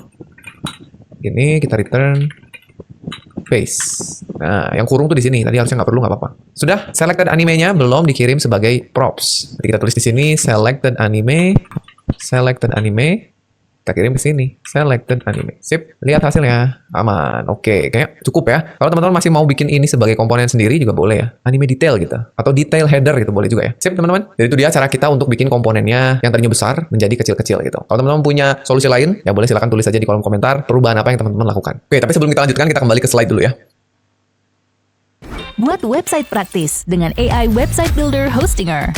Tulis konsep website, lalu tunggu Kita akan bahas dulu mengenai kategori dari komponen. Jadi sebetulnya komponen-komponen yang kita pecah tadi itu ada kategorinya sendiri-sendiri teman-teman. Ya kita lihat apa aja supaya nanti kita bisa paham ketika mau bikin atau mecah UI jadi komponen. Yang pertama ada komponen yang disebut dengan stateless komponen atau presentational komponen. Yang kedua ada yang disebut dengan stateful komponen dan yang ketiga ada yang disebut dengan structural components. Apa itu maksud dari masing-masing komponen ini? Kita bahas. Yang pertama, stateless komponen atau presentational komponen. Itu adalah komponen yang di dalamnya nggak punya state. Jadi dia nggak bikin state di dalam komponen itu. Tapi kalaupun ada data, dia dapat dari props ya untuk nampilin datanya. Tadi harusnya kita lihat ada beberapa komponen yang punya perilaku ini. Jadi sekarang kita tahu ada komponen yang stateless di aplikasi kita. Nah ini biasanya komponennya kecil dan reusable. Ya coba cek lagi nih, kira-kira komponen mana yang merupakan stateless komponen. Penting untuk mengetahui ini ketika nantinya kita mau bikin si komponennya bisa digunakan kembali. Contoh, ada bagian header, ya lihat ini nggak punya state. Jadi memang bertujuan hanya untuk menampilkan logo aja gitu ya. Dan juga satu komponen anime ini. Tadi kita bikin sampai dengan komponen anime kan. Nah kalau lihat kodenya, sebenarnya di dalamnya nggak ada state-nya. Walaupun kita menggunakan state, tapi state-nya diambil dari komponen lain, diterima sebagai props gitu ya. Ini disebut dengan stateless komponen. Bertujuan hanya untuk menampilkan konten atau data. Berikutnya, stateful. Nah, komponen ini adalah komponen yang punya state atau state dibikinnya di komponen itu. Ini juga bisa dibuat reusable ya. Jadi nggak hanya yang stateless aja yang bisa dibikin reusable. Contohnya yang search ini. Ya tadi kita lihat di dalamnya ada state query. Walaupun belum kita pakai di episode kali ini, tapi ini bisa kita bikin reusable. Search-nya bisa kita gunakan di halaman lain atau di bagian lain dari aplikasi kita. Dan yang terakhir ada structural component. Nah, kalau ini berperan untuk membuat struktur aplikasi saat kita mau bikin layout, screen atau pages. Jadi biasanya komponen ini digunakan saat kita ngegabungin banyak komponen lain ya, atau istilahnya dihasilkan dari komposisi. Komponen ini biasanya berukuran besar dan agak susah atau disebutnya juga non-reusable gitu. Jadi nggak bisa digunakan lagi. Contoh yang paling utama adalah komponen main. Ya kan, main itu terdiri dari dua komponen. Bentuknya kayak struktur. Bahkan komponen app kita bisa kita anggap sebagai structural component. Karena tugas dia ngegabungin komponen-komponen aja untuk membentuk struktur dari aplikasi kita. Oke, jadi itu dia. Ada 3 struktur komponen yang harus kita pahami. Silakan teman-teman cek lagi di aplikasi yang udah kita buat tadi. Mana yang stateless, mana yang stateful, mana yang structural. Oke, sekarang kita udah tahu banyak hal tentang komponen. Kita akan coba melihat masalah yang ada pada komponen, terutama pada aplikasi yang udah kita buat tadi. Ya, aplikasinya jalan sampai saat ini normal-normal aja kelihatannya. Tapi ada masalah. Masalah yang paling terasa tadi adalah sesuatu yang disebut dengan prop drilling. Yang mungkin tadi juga teman-teman ngelihat kita melakukan ini pada saat kita naruh properti ke sebuah komponen berulang-ulang. Padahal ada komponen yang bahkan nggak butuh data dari props itu. Nanti kita lihat contohnya ya. Untuk lebih jelasnya, kita akan bikin sebuah masalah baru ya, supaya kita bisa lihat munculnya prop drilling ini sekali lagi.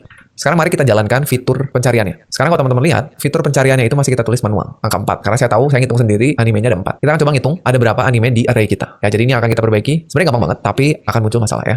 Kita lihat dulu struktur dari aplikasi kita ketika kita buka di extension komponen React kita. Lihat nih, hasil pencarian yang angka 4 tadi ada di komponen search. Ingat-ingat ya, ada di komponen search. Sedangkan angka 4 itu kan dihasilkan dari kita menghitung jumlah anime yang ada di state animes. Ingat-ingat tuh, kita butuhnya di sini, sedangkan state-nya ada di mana? State-nya ada di sini, di anime list.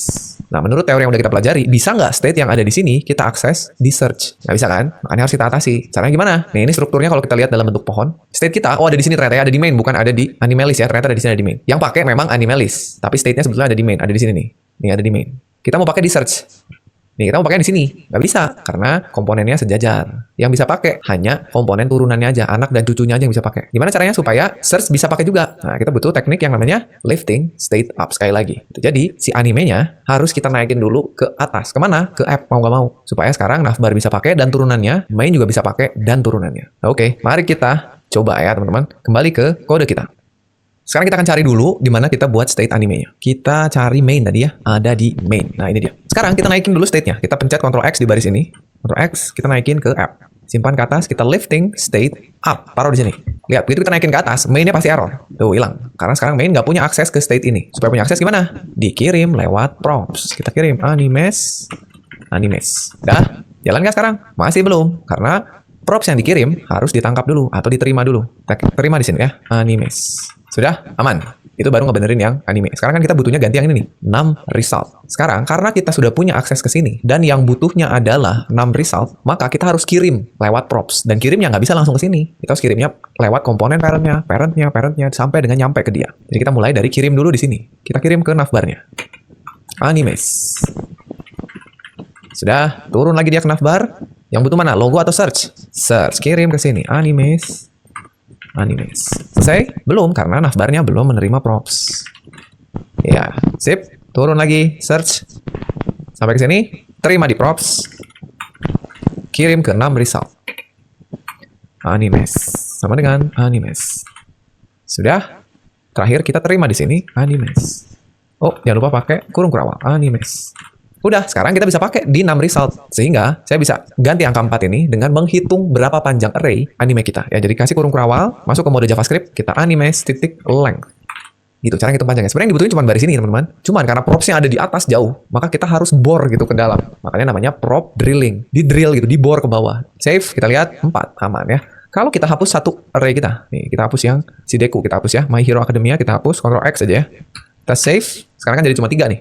Berubah jadi 3 ya. Mantap, kita kembalikan lagi Ctrl Z. Save, balik ke sini, kita refresh.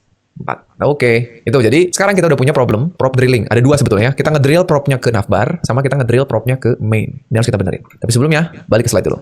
Oke, ya tadi kita udah lakukan yang namanya lifting state up di mana kita menaikkan state-nya ke atas supaya apa? Supaya semua sekarang bisa pakai ya. Tapi problemnya apa? Dari sini kita harus ngirimin state-nya ke navbar, ngirimin ke search result. Atau istilahnya tadi apa? Di bore gitu ke bawah. Ini komponennya tingkatannya baru 3 teman-teman. Gimana kalau 10? Saking besarnya aplikasi kalian mungkin 20 ke bawah. Ya capek juga kalian ngedrill komponennya atau ngedrill state-nya. Ini harus kita atasi.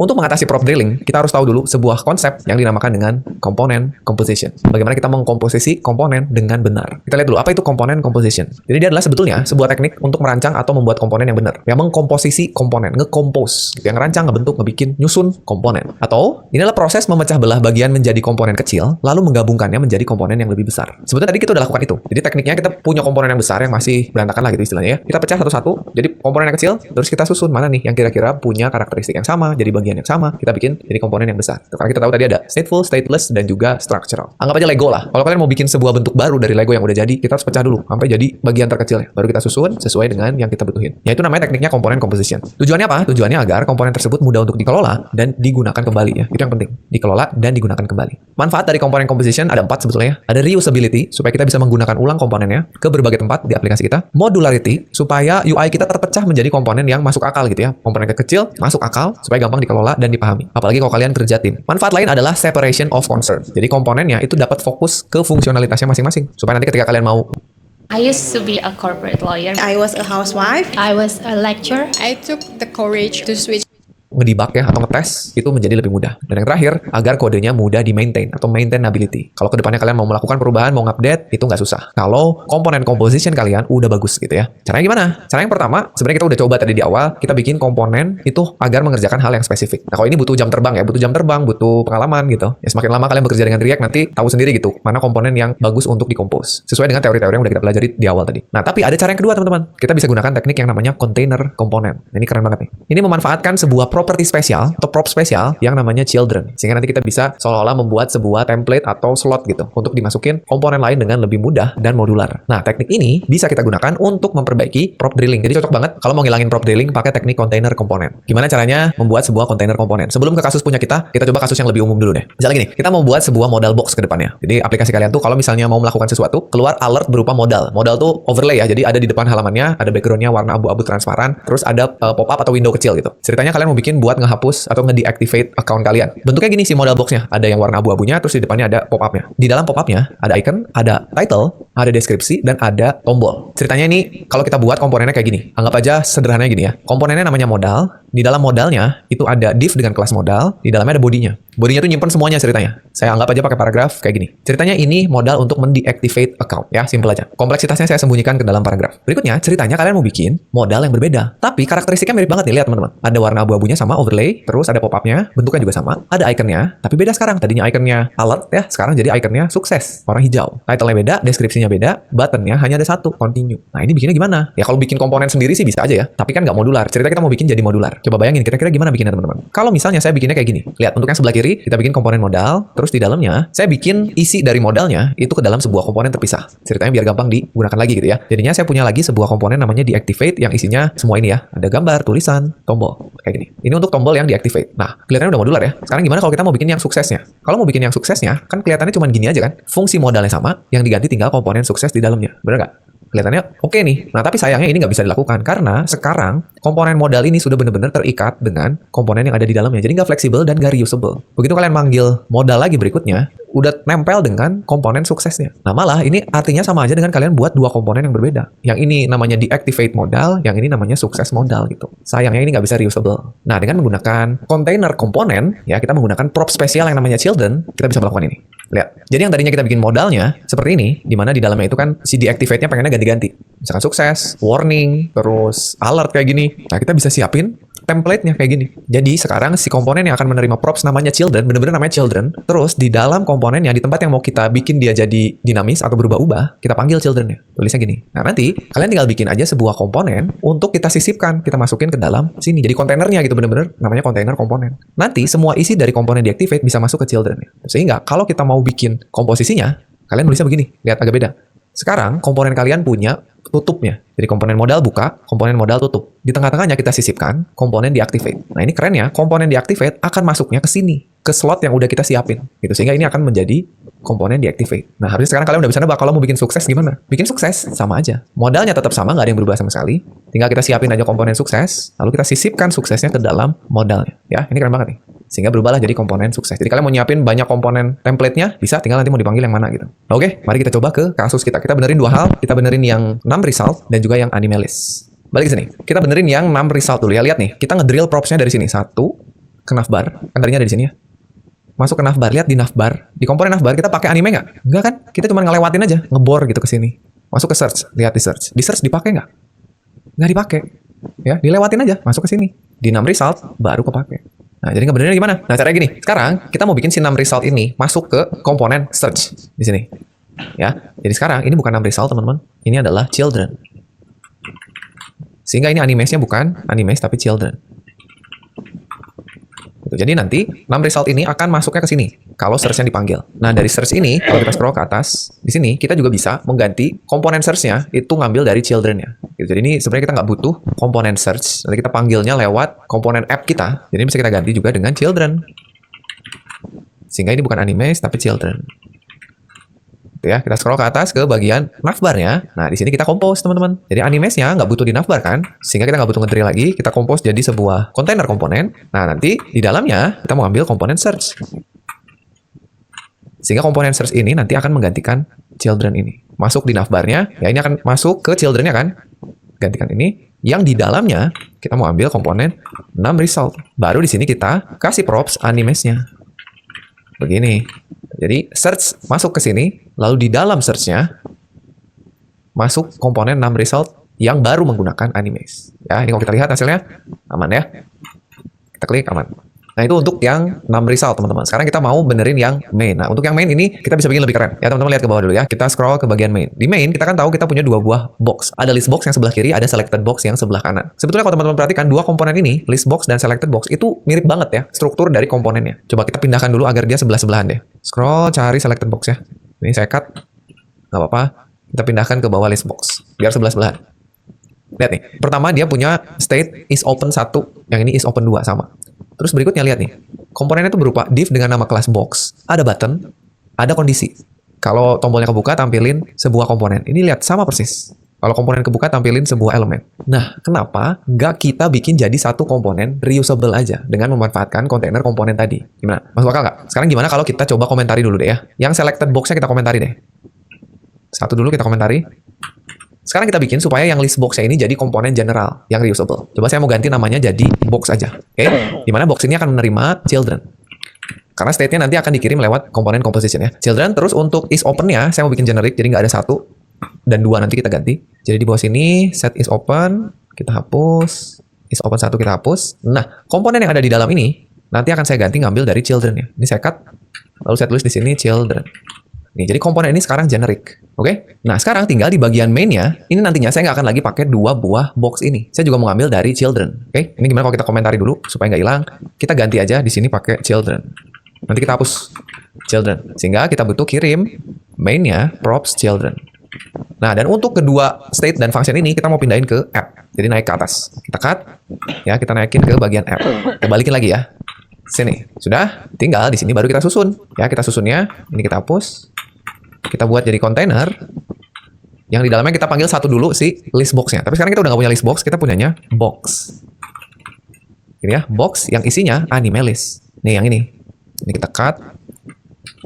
Kita masukin ke box, tapi sekarang namanya bukan list box tapi anime list. Gitu. Jadi sekarang langsung dikirim ke anime list-nya tanpa melewati kontainernya untuk menghilangkan prop drilling-nya. Coba kita lihat hasilnya. Tuh aman ya, cuma satu nih. Sebelah kanannya kan belum. Sebelah kanannya kita tinggal bikin komponen yang sama. Kita bikin box yang isinya selected list yang ini. Atau selected box. Nah, tapi nanti kita ganti dengan anime detail. Ini kita hapus, gitu ya. Kita tinggal pindahin ke sini. Kita ganti jadi anime detail. Gitu. Sekarang ini semua bisa dipakai karena kita udah pindahin ke sini ya. Selected anime masuk sini. Handle selected anime masuk sini. Terus state selected anime ada ya. Sekarang kalau kita jalanin, ya aman teman-teman. Itu dia menggunakan kontainer komponen sehingga sekarang kalau teman-teman lihat strukturnya udah lebih enak gitu dilihatnya. Kita punya navbar, di dalamnya ada search, ada num result, kita punya main, di dalamnya ada box, yang reusable boxnya, kita punya komponennya ya. Jadi sekarang kita bisa hapus ini nih, selected box. Ini udah nggak kita butuhin karena kita udah ganti jadi komponen yang lebih general dan reusable yaitu box. Ini harusnya bisa diklik, ini juga bisa diklik, aman ya. Jadi itu dia teman-teman, semua mengenai komponen yang bisa kita bahas beserta dengan studi kasus. Ya mudah-mudahan teman-teman semua jadinya semakin paham gimana cara bikin komponen yang baik dan benar. Sehingga nanti di video berikutnya kita nggak ragu untuk melanjutkan lagi aplikasi kita supaya lebih lengkap lagi. Oke, jadi mungkin itu aja untuk video kita kali ini. Episode